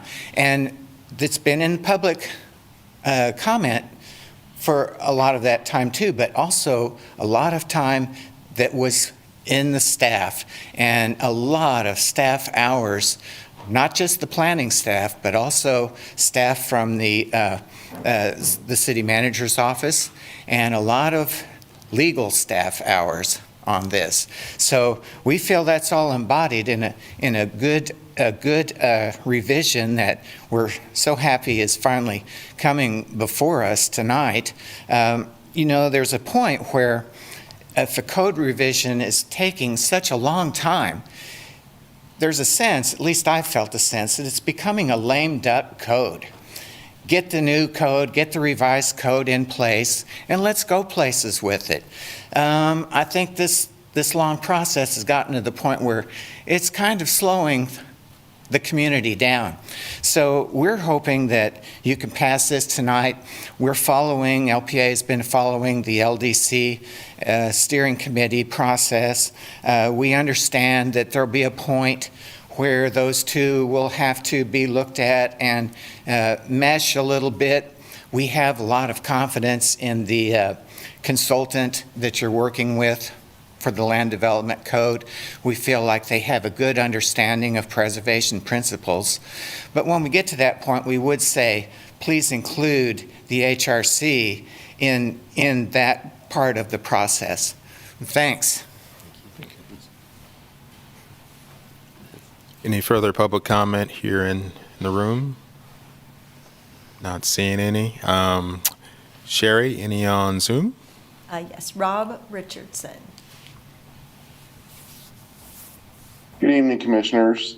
Thank you very much for listening to the public testimony this evening. I have a couple of comments.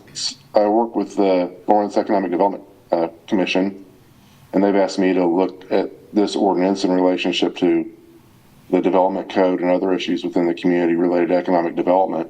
The first one I would mention is one that was mentioned by Commissioner Finkeldye, and that is that when the staff is given a task and there's no time associated with it, I really feel like you could have some due process issues in how long that takes and with the lack of certainty. And, well, the staff will review it, and this is our goal, but we don't have to get to it.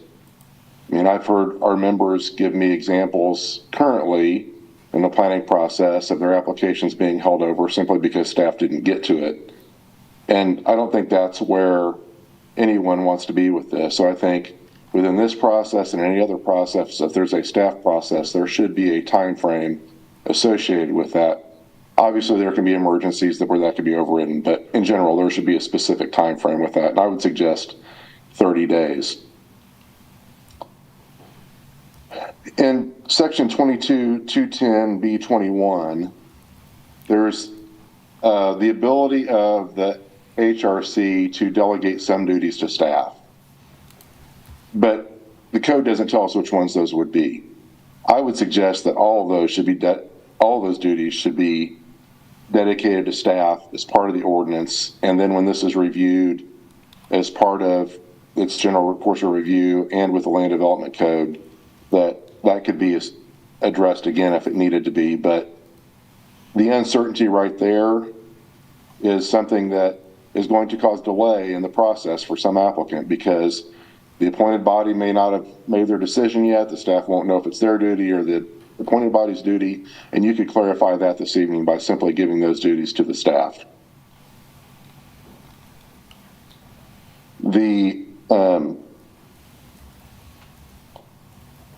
There's another issue with,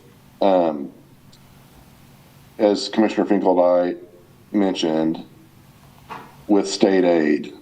And as was noted by staff, if you're in a historic district or a historic structure, you're eligible for state tax credits, and if it's income producing, possibly national historic tax credits.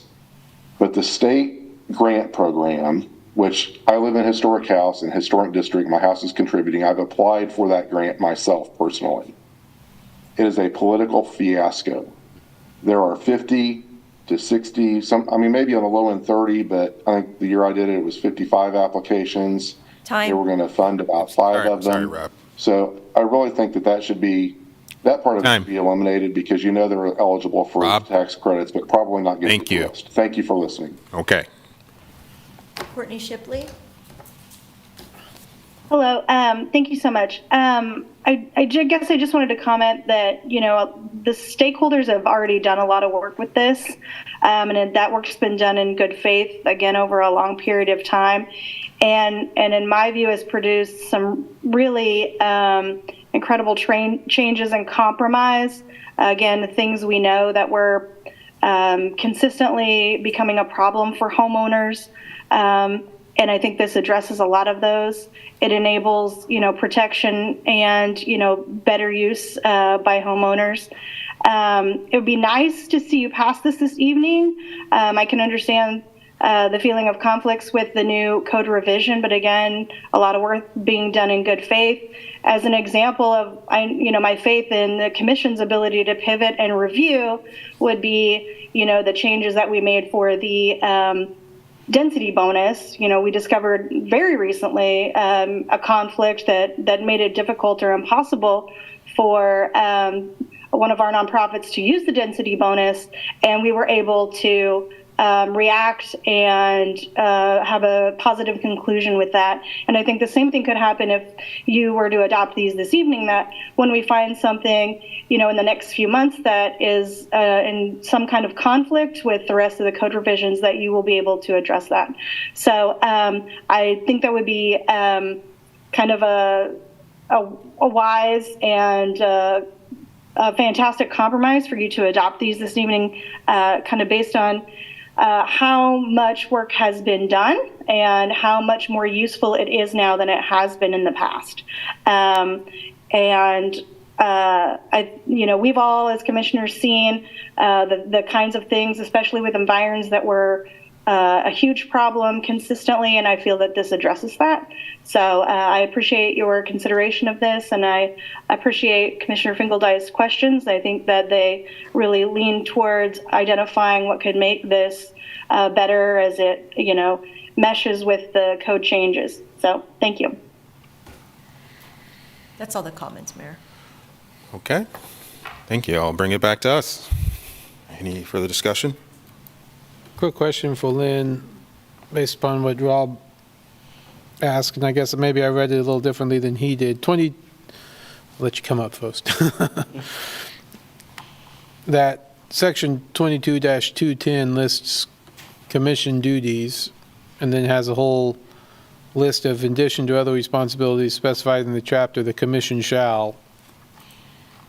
And I think he was suggesting that should be, the staff should lead that, not necessarily the commission. I guess I didn't necessarily read that as being either or, but what was the intent of having all those things that the commission might have the power to do, I guess? We have a certified local government agreement with the State Historic Preservation Office. They set up guidelines for what commissions can and can't do. And those are the things that they identify that the commission can do. And then it would be up to the commission or the city commission in this case to identify if those had to be done by the Historic Resources Commission, if they could delegate those to staff. And I think the point of the State Historic Preservation Office having those in there is that there's a board of accountability.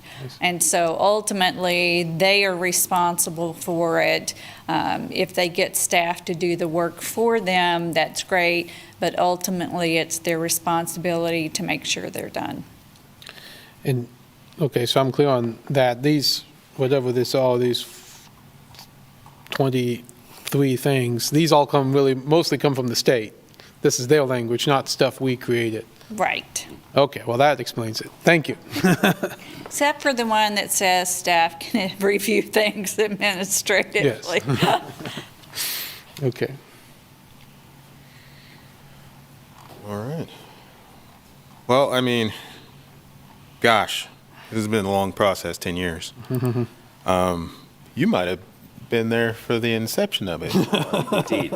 Not to date you, but Bad penny. turn back up. But yeah, it's I think it's been said through the conversation on this that it's been a long process and a lot of input and a lot of public comment and a lot of people contributing to it and all different levels. But with that, I think this is a good place to start. What gives me a little bit of solace is what Commissioner Finkeldye said, and I believe Jeff said, that at some point this is going to mesh with our LDC. And the good work that the steering committee is doing there, that hopefully we can have a seamless process where they're both working in concert. So that gives me a little bit of comfort that there's a little bit more fluidity to it, that it's more malleable, that it can change and grow as we need it to. But as people have said, I think we need to start somewhere. So where we are right now looks good to me. I would jump in and say a couple things. One, thank you for everyone who's worked on this for so long, and I don't know who's older, Dennis or Mike, but no, who's been working on this longer. But thank you for that. And as Courtney said, there's been a lot of work on this, lots of stakeholders, a lot of give and take, and really the fact that there's not very many people here talking about it, except the folks who've been involved. I think that's a great testament. And I mentioned earlier, hoping when we get to the end of the LDC code, I wouldn't mind that it's been so talked about that when it gets here for final adoption, not many people show up because they felt like they've had a hand in that process. So certainly there might be some things, I personally might tweak left or right or, up or down, but I think, this has all come to us as a package after a lot of work, and so I'm certainly going to support it tonight. I agree with Dennis that getting this going, and as Lynn said, we're not going to hit everything right, so we need to get it in place, get it working. And really by the time we get to that, the summer, when we get to the development code, we'll have 4 or 5 months of seeing how this works. And so I think we'll be able to work those in together. And then obviously as time goes on, we can continue to look at it. But, there's certainly people who have lots of opinions about the HOC code and how it works. And again, I'm pretty impressed that where we are tonight, people feeling good about it, or at least they're not here saying they're not feeling good about it. But obviously, the big ones that we were appreciative of, I do think that, some of those touch points, as mentioned earlier, the 250 20-foot buffer zone. If it just touched the corner of the property, that was always a big thing. The visibility is a big thing. I understand where we're coming from on the alley. That might be one of the things I would tweak, but, maybe see how that works. And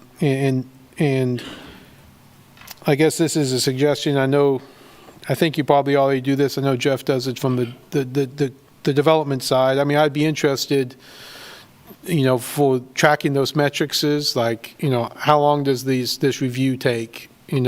Are we getting things done in 5 days, both from the development and HOC side? I'd be interested, 6 months from now, a year from now, looking back to see how much the HOC agenda has shrunk. I mean, is it 20%? Is it 50%? Is it 80%? Maybe we missed the mark there one way or the other. So having some of those metrics, whenever we come back to look at this, to have some of those metrics. In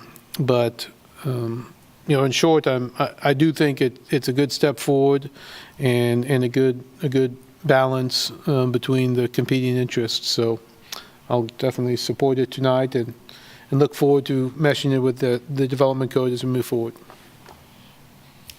Yeah, I'm just going to chime in. I was fortunate enough to meet with staff before this meeting to get a lot of my questions answered, and I'm not going to talk a lot about what I want to see in the future. But in this instance, I think several commenters mentioned this, and I think it's important to say is that it may not be exactly what we want or what I want or what the community wants, but progress is important. Perfection is very difficult to achieve, but I think this is real progress, and I believe reading through this and hearing a lot of the negative feedback on some of our historical processes and procedures, I feel like this is a step forward in the right direction. I also had some concern about it coalescing with our land development code and some of the existing potential friction points, and I think that's something that we really need to focus on and stay ahead of if we can as soon as possible.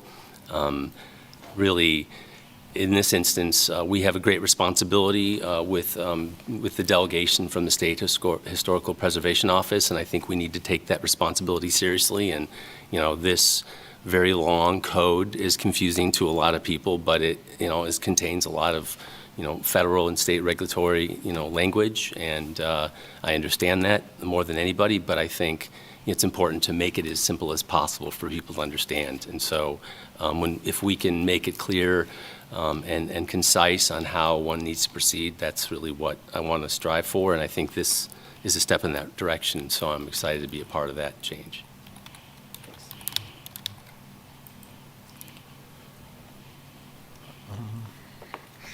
Any further comment?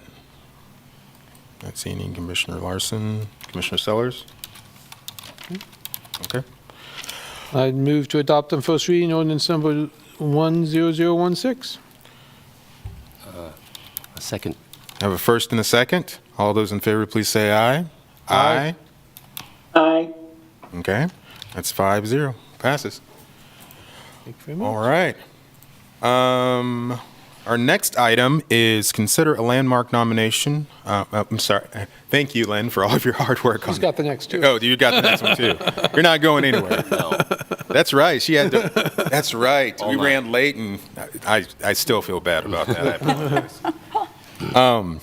Consider a landmark nomination L23000021 to the Lawrence Register of Historic Places for 1124 New Jersey Street, the Henry Waters House, and adopt on first reading ordinance number 10023.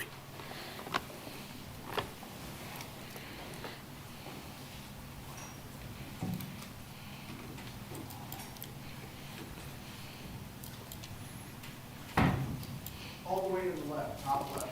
There. Okay, I just have to say, this is my favorite part of my job. Not that doing chapter 22 for 10 years was not my favorite. But this is truly my favorite part. Landmark nominations, looking at the history of Lawrence, finding out how it goes through and looks at different opportunities that we've had in the city, some things that are architecturally significant, and then some things that you really wouldn't think about. The first nomination you have this evening is 1124 New Jersey Street. It's the Henry Waters House, and it's a landmark nomination to the Lawrence Register of Historic Places. In your packet, there was a nomination form to the National Register of Historic Places, and this has since been listed in the National Register. This shows the property location here outlined in the kind of blue color with 12th Street at the bottom, and this is New Jersey. This is the main facade of the Waters House. You can't really see it because the photograph was a little heavy, but there are brackets underneath this wide overhanging eave. This is going up a little bit closer on that main facade, the west facade, and there again you can see those brackets on the overhanging eaves. The building was built in 1872, and this is showing that north side and a little bit closer. And this is showing that south side and the rear and south side, and then just the rear. This is a 1995 photograph we have of the structure. At that time, the front porch had already been altered, but the remaining of the structure was in good architectural structure. This is a 1954 photograph of the structure. A couple of things you can see here that hopefully the applicant is applying for tax credits and going to do some significant repair to the property. And one of the things she'll do is rehabilitate the porch similar to this or similar to a style that would be appropriate for an Italianate structure. The house is being listed under criterion 1 for its character, interest, or value as part of the development, heritage, or cultural characteristics of the community. This is a really neat house because Henry Waters constructed the house with a basement, purpose-built for manufacturing and distribution of patent medicine. And if you notice in the National Register nomination, it talks a little bit about that patent medicine community, which I found very interesting. It's also being nominated under criteria 4, which is for its architecture. So staff is recommending that you adopt on first reading ordinance number 10023, and I would be happy to answer any questions that you may have. Thank you, Lynn. All right. Any questions from the commission? No, sir. Okay. Can't quite see Commissioner Larson on there. But okay, I'm not seeing any or hearing any. I'll move us on to public comment. Any public comment in the room? Not seeing any or looking at any? Any on Zoom, Sherry? No, Mayor. Okay, bringing it back. Any further discussion? I don't think so, Mayor. All right. Anyone want to make a motion on this? I would just say it's a really neat house. I drove by it. I don't know if I've been down that block of New Jersey to go see it. It does stick out there, so it's a really cool house. So Looks like it. yeah. So I'd move to adopt on first. Commissioner Larson might. Oh, okay. I didn't see her. No, I'm fine. I just was looking at that house too. So, and no, it looks great. I'm happy to have this go through. All right. So I'd move to adopt on first reading ordinance number 10023. I'll second that motion. I have a first and a second. All those in favor, please say aye. Aye. Aye. All right.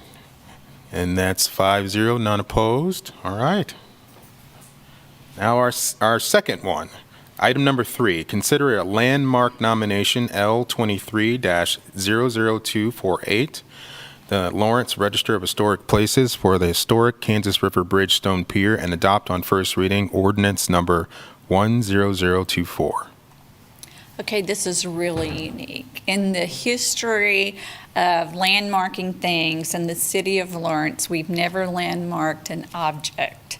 So this was really unique, and we asked a lot from the applicant to try to justify why you would nominate something that's not associated with an existing building or an existing bridge or something of that nature. They did an excellent job in coming back to staff, and they kept coming back with all this incredible information that staff was satisfied to bring this to the HRC, and they were also very impressed with the application, and it's now moving forward to you.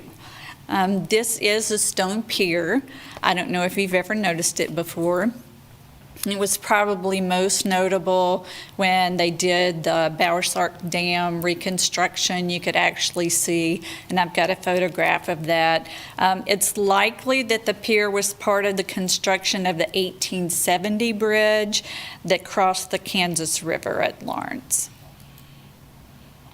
This is showing the location.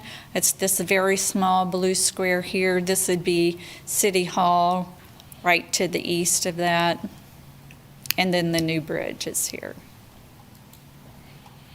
This is that photograph I was explaining that was taken in February of 22 that really has a good view of what the stone pier looks like. This is the original bridge construction in 1863. And the 1917 bridge. This is the bridge and dam under construction in 1870. While the stone pier is not visible, based on some of the evidence that was submitted by the applicant, it appears that the stone pier was part of this 1870s construction. This is a photograph, the date unknown.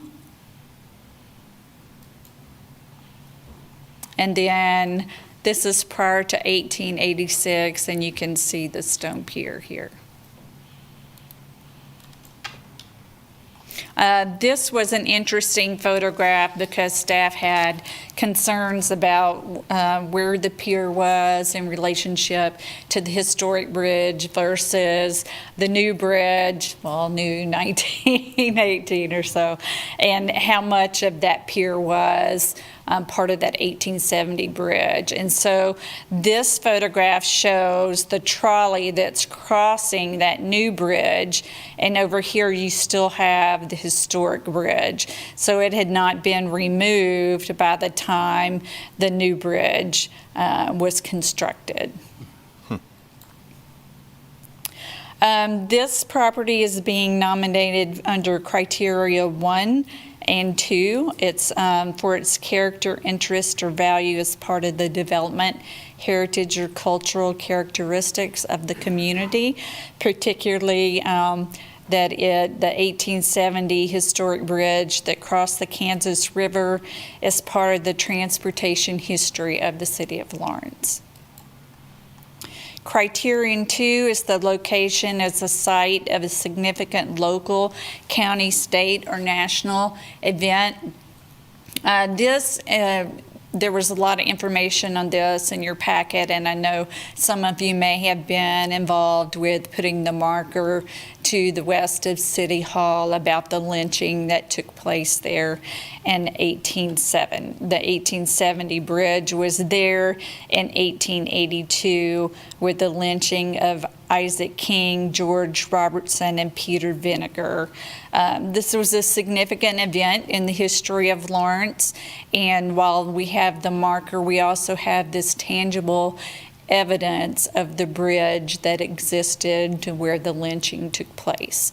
And so it's important to embrace all aspects of history and look at the things that we can learn from and hopefully not celebrate, but commemorate. So staff is asking that you adopt on first reading ordinance number 10024. I'd be happy to stand for any questions you may have. Any questions? Couple questions, just more out of, because it's the first object. Well, first, I assume this whole area is already under the downtown historic district, or most of it is? This wouldn't really change any review? No, it is now, and it's not included in the downtown historic district. It is not. It is in the downtown conservation overlay district. It's in the conservation, but it's not in the historic district? It is not in the historic. Is City Hall or Abe and Jake's in the historic district? No, but Abe and Jake's is listed individually in the Kansas Register. Okay. I guess that was my kind of question was, I'm not sure it makes a difference, but how would you do a context review related to a object like this? I mean, if someone wanted to develop City Hall into something else, I mean, I'm just, based on our last conversation, I mean, I'm just trying to think here about the context review of an object like this. Well, and it would be similar. It would use those design guidelines and the standards set forth in Chapter 22. But since the majority of the land is constructed and has mostly open space, then there wouldn't really be an opportunity to have those reviews. And in fact, the report that goes with the environs definition for this project specifically says all reviews will be administratively approved, not just reviewed, but approved, except for things that directly impact the stone pier. Okay, I missed that point. Thank you. That's helpful. I missed that. Thank you. Well, I mean, I think it's obviously it is an important object, and certainly we learned a lot about it in the last, with the lynching, that I did not know about it. So I was fine. I was just more curious on those other issues. Yeah, and can I piggyback on that question? I had seen a couple of objects, bridges specifically, that were constructed by landscape architects from Chicago, and specifically this was in Lake Geneva, where they had put objects on the register and, kind of to protect them physically, and to stop people from tearing them down and or building too close to them. But this is an object that, doesn't have a significant architect per se or have any historical, opulence or value. It does have, significant history, but the question I would have is, having it in proximity to the river, is it, and any development that might occur nearby, would this become some unnecessary burden if somebody wanted to develop even just across the river? Of course, that would be far enough away, I guess, but say adjacent to the west or even to the east along the riverfront as we head towards Santa Fe. Do you envision that being a hindrance at all? Obviously, if we preserve it, but to protect it, shall we say, but not necessarily impede development nearby it. Does that make sense? Yes, and I don't think it would impede development nearby it because the way the legal description is written is very specific to just the pier. It doesn't include any of the land. Normally, when we landmark a structure, it's from the parcel, but this is just specifically for that stone pier. Okay. And one of the great things about this is we're looking at options for the Lawrence Loop. One of those options is to come by here, and there's the opportunity for signage and explanation to go along with the pier. And that wouldn't impede that, which is one reason I was asking. No, it would not impede It's a great that. spot to fly by, and I was just curious if this would impact any grants we might want to apply for, that kind of stuff. Because It can actually help Good. with the grants that we apply for, that there's a historic component that would be recognized. Excellent. Any additional questions? All right. Not seeing any or hearing any. Okay. Move us on. Thank you, Lynn. Move us on to public comment. Any public comment here in the room? And any on Zoom, Sherry? Carrie Altenberg. Okay.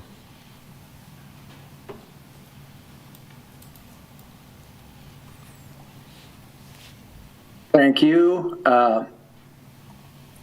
commissioners, for considering this. I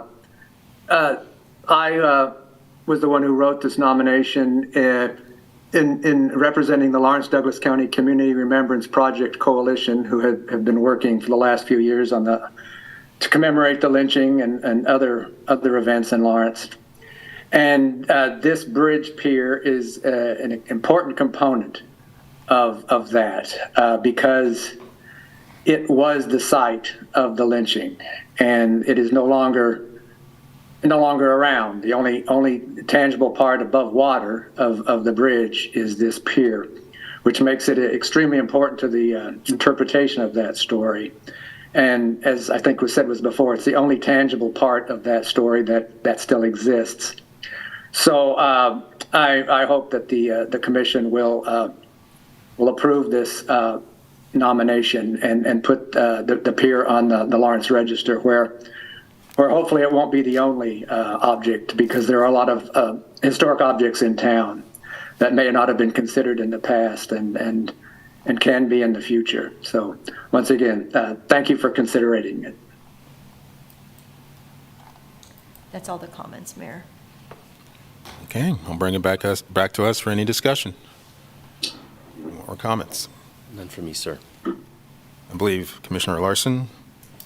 Yeah, I just want to thank Kerry for all the work that he's put into this, along with the Lawrence Douglas County Community Remembrance Project Coalition. As Kerry indicated, it's something that the group has worked on for quite some time, recognizing not just this, but several other historical aspects of our community that I think are really important. And I just really appreciate the work they're putting into it, and I'm going to support it. Okay. Thank you, Commissioner Larson. Yeah, and I would like to echo what Lynn said on this particular object. I know that's we don't usually do this for objects, but this I think this is definitely if it's a trendsetter, or if it's a or if it's a special circumstance. But especially what Lynn said in terms of history. History is not always pretty, and it is not always. We need to learn to embrace it and remember it most of all. And this bridge, or the pier on this bridge, was something that had benefit. It was one of the first transportation nodes that got people across the river to another part of town, but it also was a site of a horrific lynching. So I think it has room to tell both those stories, and I'm glad that we're recognizing it for that purpose. Great.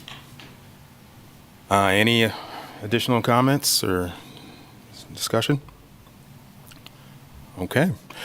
Entertain a Move to adopt on first reading ordinance number 10024. I'll second it. Second. Yeah, please. Okay, I'll give it to Commissioner Larson on this one. First and a second, all those in favor, please say aye. Aye. Aye. All right, 5-0. It is approved or adopted. All right, thank you very much, Len, for your patience, your long-standing patience for the last month. Appreciate it. All right, I'll move us on to item G, commission items. And any commission items for someone? Mayor, can I Yes, speak to something absolutely. that was brought up during public comment? I think it's the appropriate time to do so.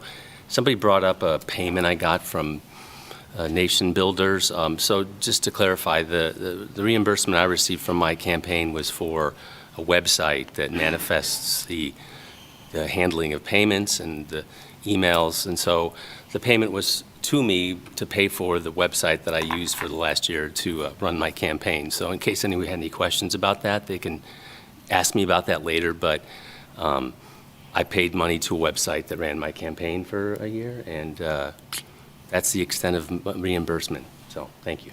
Okay, thank you.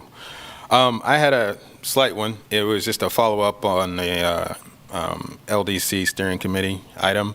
I just wanted to thank Commissioner Finkeldye and Elizabeth after the fact, and Becky and Jeff, For the emphasis on sustainability, I forgot to mention that. So all the components of that, I really appreciate it.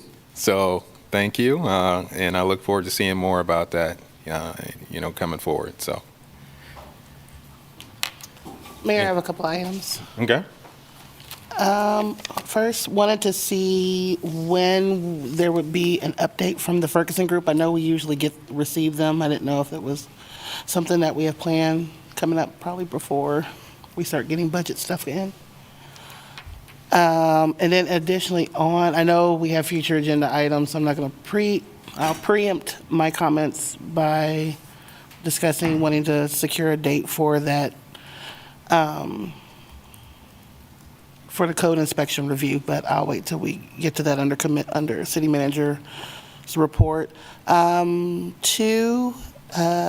346 was read in today, and it has to deal with upzoning and downzoning and municipalities' authority over it. So I wanted to see if we can get staff to take a look at that and provide a memo report and then city managers about whether or not that's something that's going to impact the work that we're doing with our land development code update. And then Did you say SB 3? SB 346. Okay. Senate Bill 346. I'm going to look at that. Yes. Definitely reads out just upzoning and rezoning and upzoning. So I took a quick skim at it today, but wasn't able to put eyes on it, but wanted to make sure we looked at that. Third, if we could have legal bring back to us in a city manager's report, I would like some understanding on state statute as it relates to retaliatory evictions. I know that we are doing work on, there's some stakeholders that are doing work on right to counsel, but I want to have a better understanding of retaliatory evictions or just landlords' rights to evictions in that capacity, so I can get a better understanding of how all that works, how that work would impact or could potentially impact some of our right to counsel work that's been going on. And then I think that covers my ask. And I just wanted to make a note today that I know I shared this last year, and we didn't really catch wind with it. So, hopefully in the next 4 years, maybe we can do something for this in the community. But today is National Day of Healing. It was started by the W.K. Kellogg Foundation. NBC Leo promotes this from within our constituency group through NLC, and hoping that our communities will come together to have those what we call critical conversations. And so just wanted to share why racial healing matters. A couple of the bullet points is that it helps affirm the inherent value of all people in organizations and communities. It cultivates a culture of belonging that can advance racial equity and inclusion in communities. It deepens our understanding of the differences in opportunities, burdens, and needs that exist relative to how people racially and ethnically identify. It restores individuals to wholeness by helping people share their stories, lean into difficult conversations, constructively engage in conflict, and face conscious and unconscious biases. And lastly, it supports relationship building, trust, belonging, authenticity, constructive dialogue, and repairs the damage caused by systemic racism. It builds community. So I just want everyone to remember that racial healing is an ongoing process, supportive of wholeness of individuals, communities, and societies. It benefits all people because regardless of background, we live and we are impacted by the narratives and conditions present throughout this increasing interconnected world. This process provides opportunities to acknowledge the tremendous damage inflicted by individuals and systemic racism, and I would say other systems. When grounded in respectful truth and empathy and oriented towards racial equity, it has restorative potential to affirm the inherent value of all people. So I want to take time to recognize today as National Day of Racial Healing. That is all. Thank you. What was that first one, Commissioner Sellers? I got the SB 243 and retaliatory eviction. What was that? SB 346. Oh, SB 346, I'm sorry. And the first one is the Ferguson Group. So our contractor that we use to look for funding opportunities for our project, for CIP projects and other. Okay. Yeah. How does that sound to the rest of the commission, those items? Sounds good. Okay, sounds good. Commissioner Larson? Okay. Is that all you need, guys? Okay. All right. Item H, City Manager's Report. Craig? Thank you, Mayor. The only thing is there was a utility report which we give you periodically, as well as the future agenda item report. Believe Commissioner Sellers did you have a question regarding? Yeah, I know we vacillate, I didn't really put a timeline, or I thought maybe I did put a timeline on the rental inspection report, but it'd be nice if we can get that before, I mean, if staff can let us know if we can have that before May. Or just identify what maybe are some of the potential barriers to why we haven't received the report, or if there's additional guidance needed on what to present on. It's been assigned, and maybe I'm speaking out of turn, but I know that group is currently working on implementing our EPL licensing system, which affects all of our rental inspection folks at every level in all of planning and development services. But I'll reach back out to them to make sure we can get a date scheduled on the calendar, but my guess is that's part of why hasn't been completed. Okay. That goes live in a couple weeks, so we're working around the clock on that. Okay. Okay. Just, I said this before, but I know we have the joint meeting tomorrow. I'm coming straight from court, so I'll have a tie on, so don't be scared by that. But if I'm late, I'm coming in from court, and I'll be here as soon as I can. Okay. Safely. Yes. You don't have to give us an excuse as to why. I mean, especially if it's a bow tie. Yeah. Oh, I'm not that debonair. Fashion forward. Yes. All right. Cool. And we kind of have a bookend stop because the county has to convene their meeting at another location. When's their meeting? Like 5:30 or 6? 5:30. 5:30. 5:30. Okay. 5:30. Okay. Cool. Good to know. All right. And this is a public comment item, so I am not seeing any public comments in the room. Sherry, is there any public comment on Zoom? No, Mayor. All right.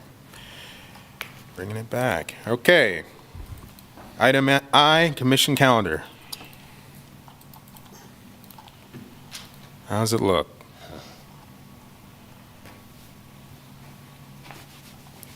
No observations for me. Sherry, just to remind myself, we're making a decision about March with NLC in February, correct?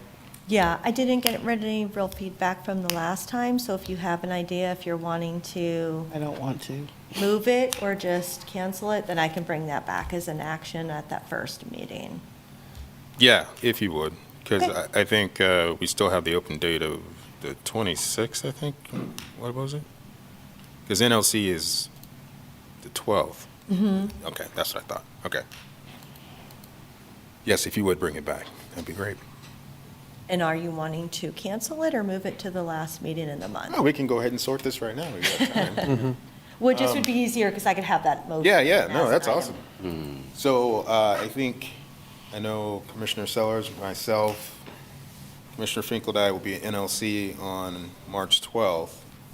So would anyone be opposed to moving that meeting to March, well, not moving that meeting, but having another meeting on March 26th and not having a meeting on the 12th? I guess my question is, do we need the meeting on the 26th? Right, yeah, sure. Yeah, But if we that's what I would ask. Yeah, energize it, if we need to energize that date based on the items, then I would be open to, but otherwise, I would leave it off the calendar unless we think we need it. okay. Okay. Sorry. So No, just for point of clarity. So if we were to come back and decide that we wanted to, is there like a threshold requirement that we must give the public? Well, that would be a special call, where if you move it because you don't have a quorum, it's just a majority vote. But you just have to do it as a special call, but it can be done. Okay. It's really no notice. Okay. All right. Cool. Those are the parameters. Sounds good. Okay, I'll bring that back. All right. Thank you, madam. And Jay, adjournment. I move to adjourn. All right. I'll second that item. First, the second, and third. All those in favor of adjourning, please say aye. Aye. Aye. Aye. All right. That's 5-0. Everyone. Thank you. Good night. We are adjourned.